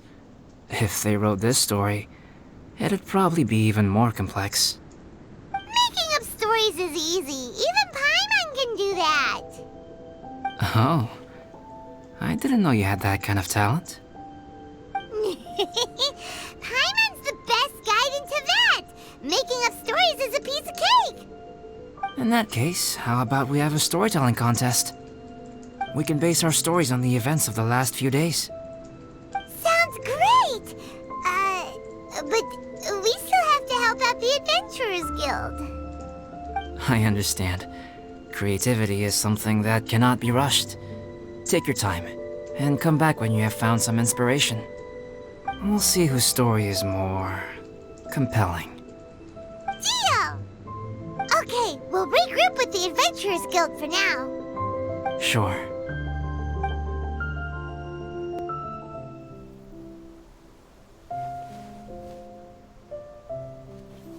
My story. Yes, I should have known.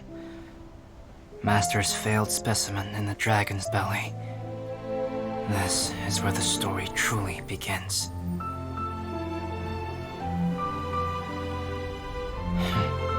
If we switched places, if you were the survivor, then as the abandoned experiment, the failure of the primordial human project, I'd want to replace you too.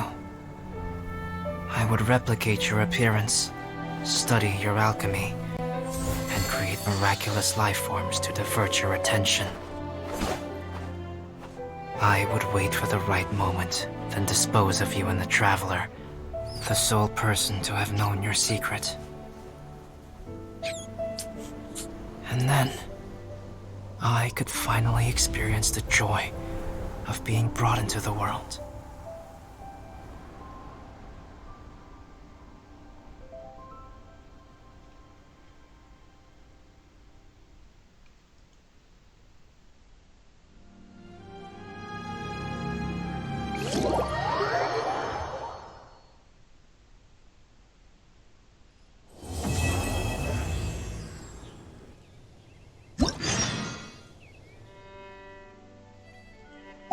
Guess what?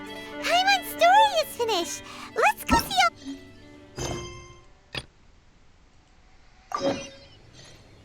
If there's nothing better to do...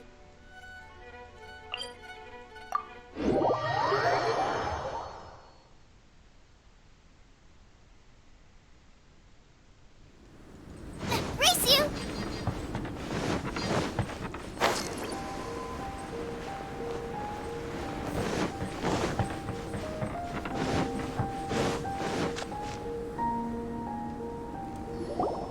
Albedo!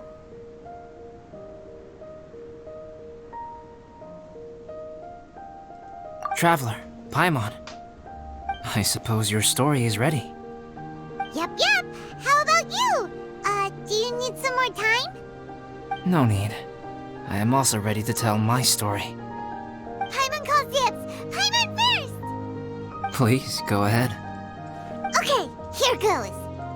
Once upon a time, there was an evil researcher who went into the mountains and did a crazy experiment on whopper flowers to transform their appearance.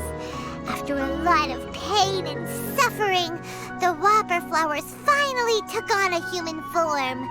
Then they stood by the side of the mountain to wait for unsuspecting bypassers.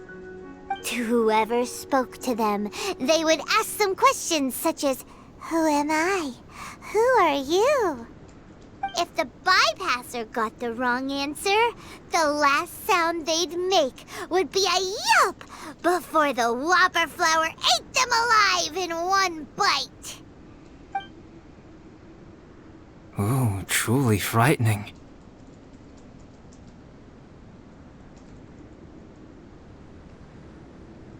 What the? You two aren't scared at all! Don't go nitpicking, okay? If you didn't like the story, go write your own!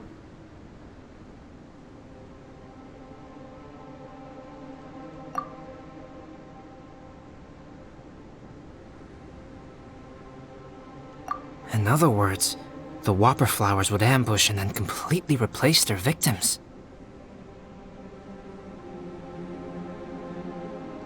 And then what? Go back to where the person lives? Enter their home?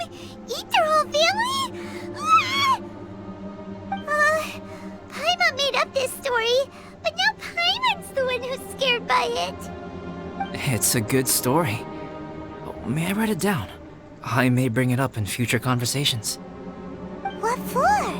Just to scare people with? Yes. You've got a real mean streak, Albedo. Mine is a little longer than yours. It starts with an alchemist. A great alchemist once created Subject 1. Subject 1 was her proudest achievement, and successfully blended into human society. No one ever would have thought that this friend of theirs was in fact a synthetic human. However, unbeknownst to Subject 1, the alchemist had tried the same experiment many times before he had come into being. Some of the rejects from failed experiments had been discarded, but had not died. Subject 2 was one such failed experiment. He was swallowed by a great dragon that came to rest upon a snow-swept mountain. Many years later, he was resurrected by the dragon's mysterious power. He saw all kinds of people on the mountain, including Subject 1, who had somehow miraculously blended in among them. Never in Subject 2's wildest imagination had he thought it possible for experimental life forms such as they to deceive everyone so successfully. He saw the way humans accepted Subject 1 as a friend, witnessed their affection as they addressed him by name. This was what Subject 2 wanted. Now, all that Subject 2 desired was to replace Subject 1 and take the joy of his existence for himself. This is giving Paimon the chills. So scary. Subject 2 began to unfold his plan. He stole Subject 1's books and notes and studied all that Subject 1 had learned from the alchemist. Subject 2 was highly intelligent, and he learned quickly. He changed his face into an exact replica of Subject 1's face.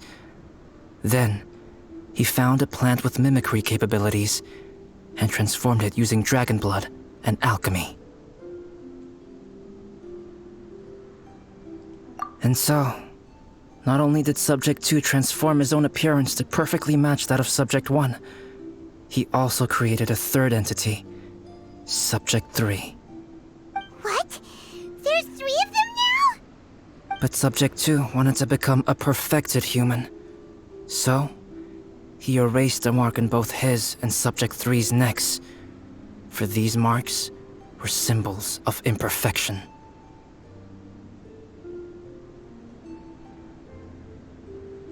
In my view, it was probably a subconscious act, an instinct. He so desperately craved to become a perfect human being that he forgot something. Human beings are defined by their flaws. Subject 2's plan was meticulously crafted. Subject 3 would draw Subject 1's attention. After Subject 1 disposed of Subject 3, he would assume the threat had now disappeared and would let his guard down. The next moment that Subject 1 was alone, Subject 2 would make his move. He would eliminate Subject 1 and become the only one remaining. He would secretly replace the Subject 1 of everyone's memories and inherit his identity, residence, clothing, sword, name, and friends. People would have no idea that the individual they knew had become somebody else from one day to the next. This is way too scary. Paimon's never gonna be able to trust anyone again. But just before Subject 2 could carry out his plan, a unique stranger entered the mix. Subject 2 tried to make contact with this person, but found that they could somehow sense he was different from Subject 1.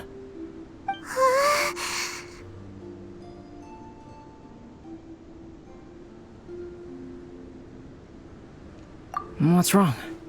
Are you scared? What happened then? What happened to the stranger? He became a new stage in Subject 2's plan. One more person that Subject 2 had to dispose of. It's as if there were 3 identical roses in a garden. Only one of the 3 was a fine specimen, while the other 2 were defective specimens that bore poisonous thorns. In all the world, only the gardener who tended to them could tell which was the good specimen. People do not like poisonous plants. Only a perfect rose can fetch a high price.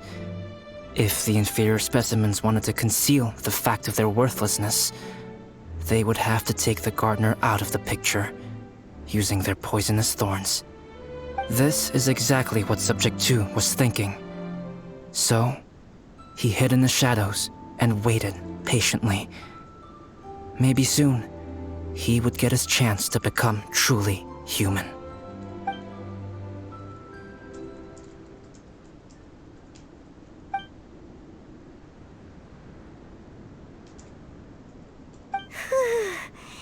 That was intense! Subject 2's plan succeed? Paimon can't bear thinking about it. Fortunately, Meta is just a story. And even in this story, Subject 2 did not succeed. But you can never let your guard down on Dragonspine.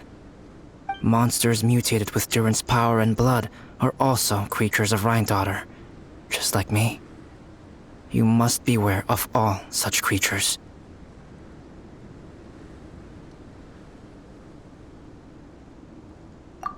I'm glad to hear that. It's okay. I know what I am. You and I are both different, so there is no need for me to hide the truth from you. The only thing is that sometimes, when I think about how mighty the power of alchemy is, I feel so small. As beings who set foot in this world, how arrogant are we in desiring to control our destiny, and in desiring to create? Is creation an arrogant act, Traveler?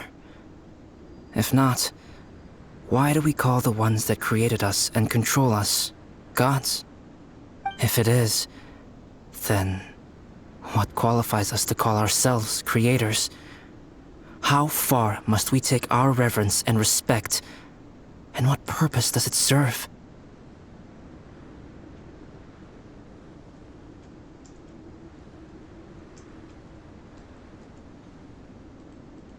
Nothing special, but whenever I think about it, I feel a twinge of grief. Poor Albedo. Hello? Traveler, are you here? Hey, is that Amber? Thought we might find you here. We're here to deliver a message from Cyrus. There's gonna be a big event down at the base camp, and they want you there too, Traveler. Winter camp is nearing its end. Apparently, even provisional instructors are required to attend. Looks like we need to go, Albedo. Bye for now. Then I won't keep you. I have some things to attend to here, so forgive me for not seeing you down. Don't worry about it. There have been no issues getting up and down the mountain recently. Is everyone ready? Let's not keep them waiting.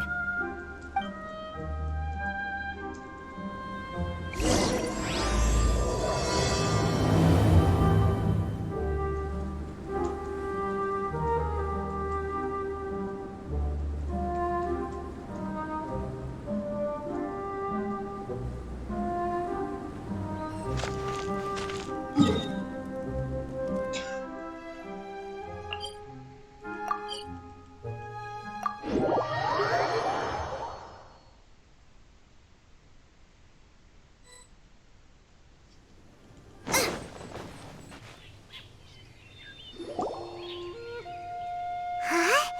Who is this guy?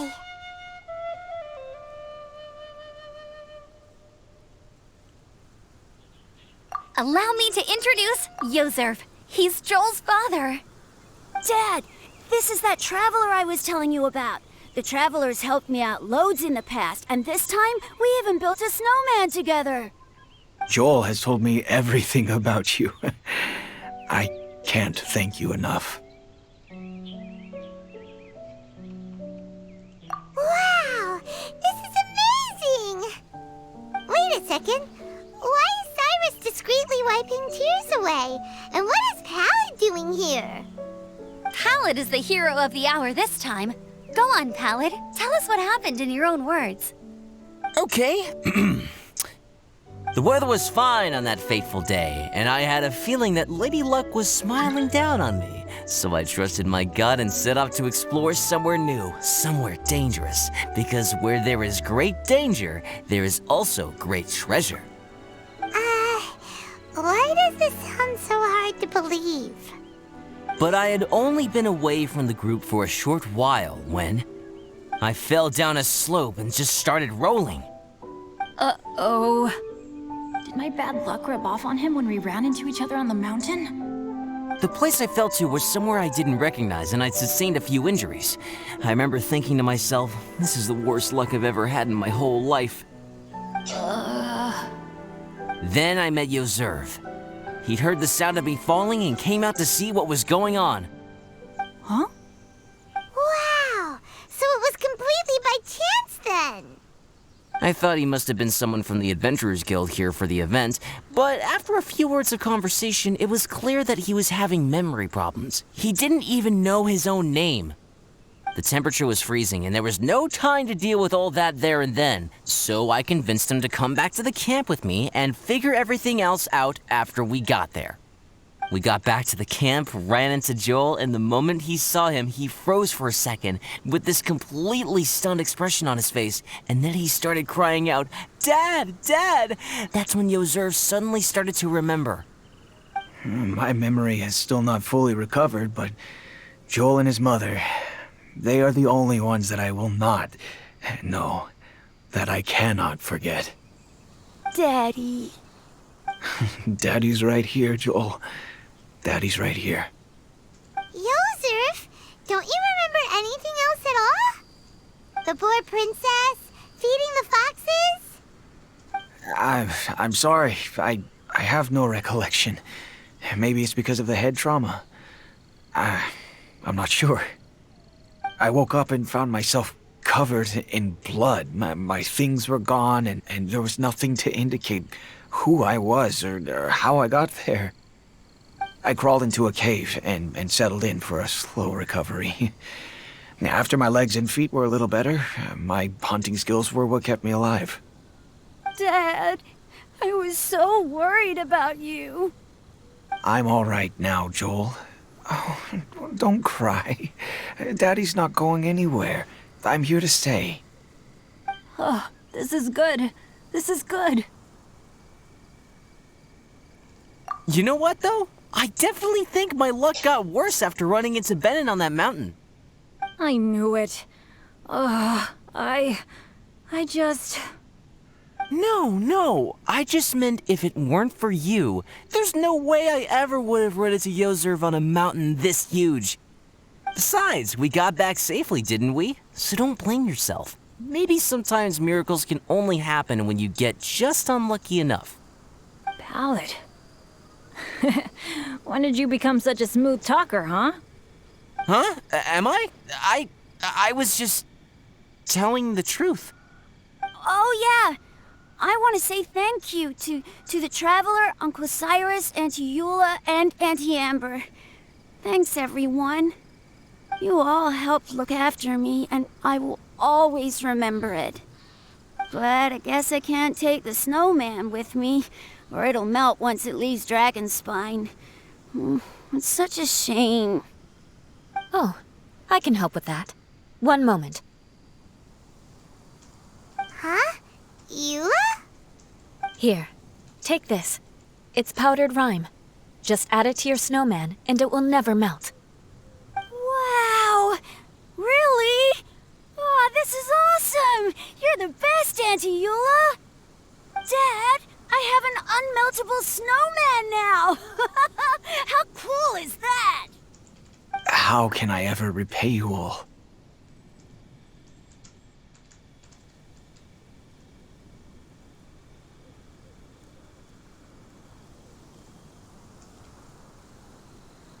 Thank you all. Thank you from the bottom of my heart. Dad, I want to go move the snowman. Can we do it now, please? Okay. I'll be leaving with Joel now. I'm sure I'll see you all another day. Very well, very well. It's time for Pallid and I to have another discussion concerning his breaches of adventurer discipline. Huh? But Cyrus, I think I kind of made up for my mistakes this time, you know? See you guys! Oh, I made this for you and Amber. Think of it as a winter souvenir. Aw, are you sure?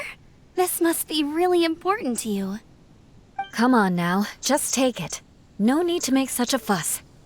Wow! Now our snowman won't melt either! Great! You're welcome. Just keep it. That's all I ask. Amber and I have some business to attend to now. See you later. See you! Everyone's gone. Seems like they've all got their own stuff to do now. Oh, you know what? We've been on Dragonstein all this time, and somehow Paimon still forgot to ask Albedo about how to make a fruit juicifier machine that could keep the juice fresh. Maybe we should try Timaeus again. He does seem pretty eager to please after all.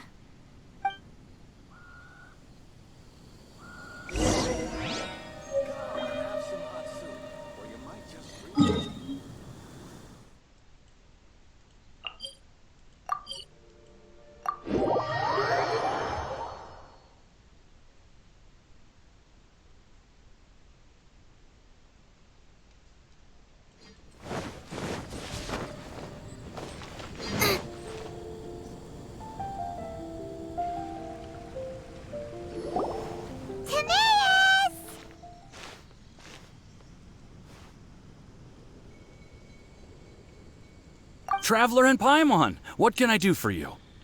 Wait a minute. You've got that mischievous look on your face. Oh, you're not still thinking about that ridiculous juicer thing, are you? Timaeus, will you help us? Well, if the Traveler isn't really interested, then, yeah, maybe I'll give this one a pass. It's just the weirdest request ever.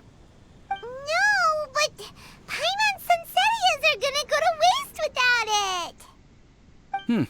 And the time it would take me to research something like that, I could probably pick those Sunsetias again 10 times over.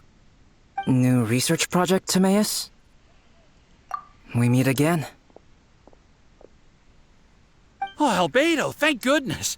So the situation is, Paimon wants a machine that can turn fruit into juice and keep the juice fresh. I mean, surely it's... Majorly important, that's what it is. If you can manage to invent this, we'll never have to worry about fruit going bad ever again. That's impossible.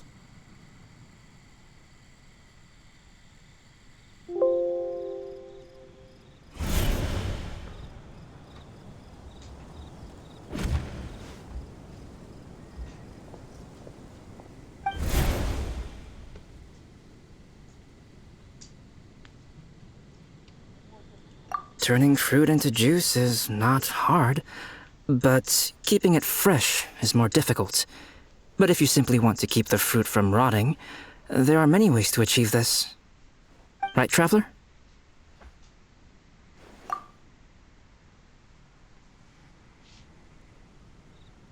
What about his neck? What's wrong? Is there something on my neck? From the look on your face, it's as if you thought I just played a practical joke on you that was in exceedingly poor taste. Albedo, you were saying, how do you stop fruit from going bad? Well, one way would be to bury your fruit on Dragonspine, where the snow never melts all year round. But then Paimon won't be able to eat them! You could always live on Dragonspine.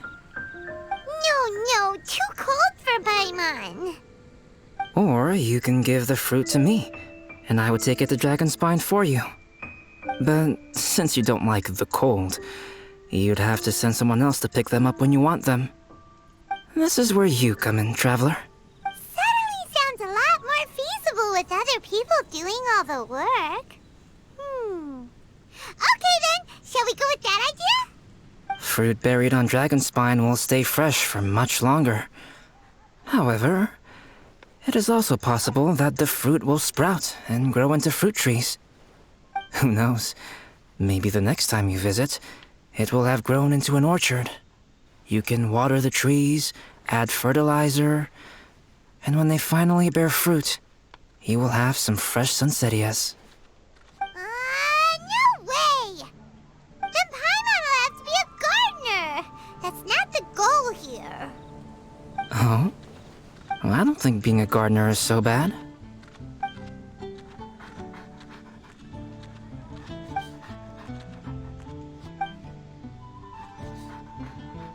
Albedo! Stop trying to get your hands on Paimon's super sweet Sunsetias! It bothers you, does it? Of course it bothers Paimon! They are the rarest, super duper sweetest Sunsetias ever! And they're not for you! Okay, but they're just Sensetias. I think you're only so attached to them because you don't have much fruit of this quality in your possession. When someone's pockets are full and their spirit is fulfilled, they don't easily fall prey to this kind of yearning. Really?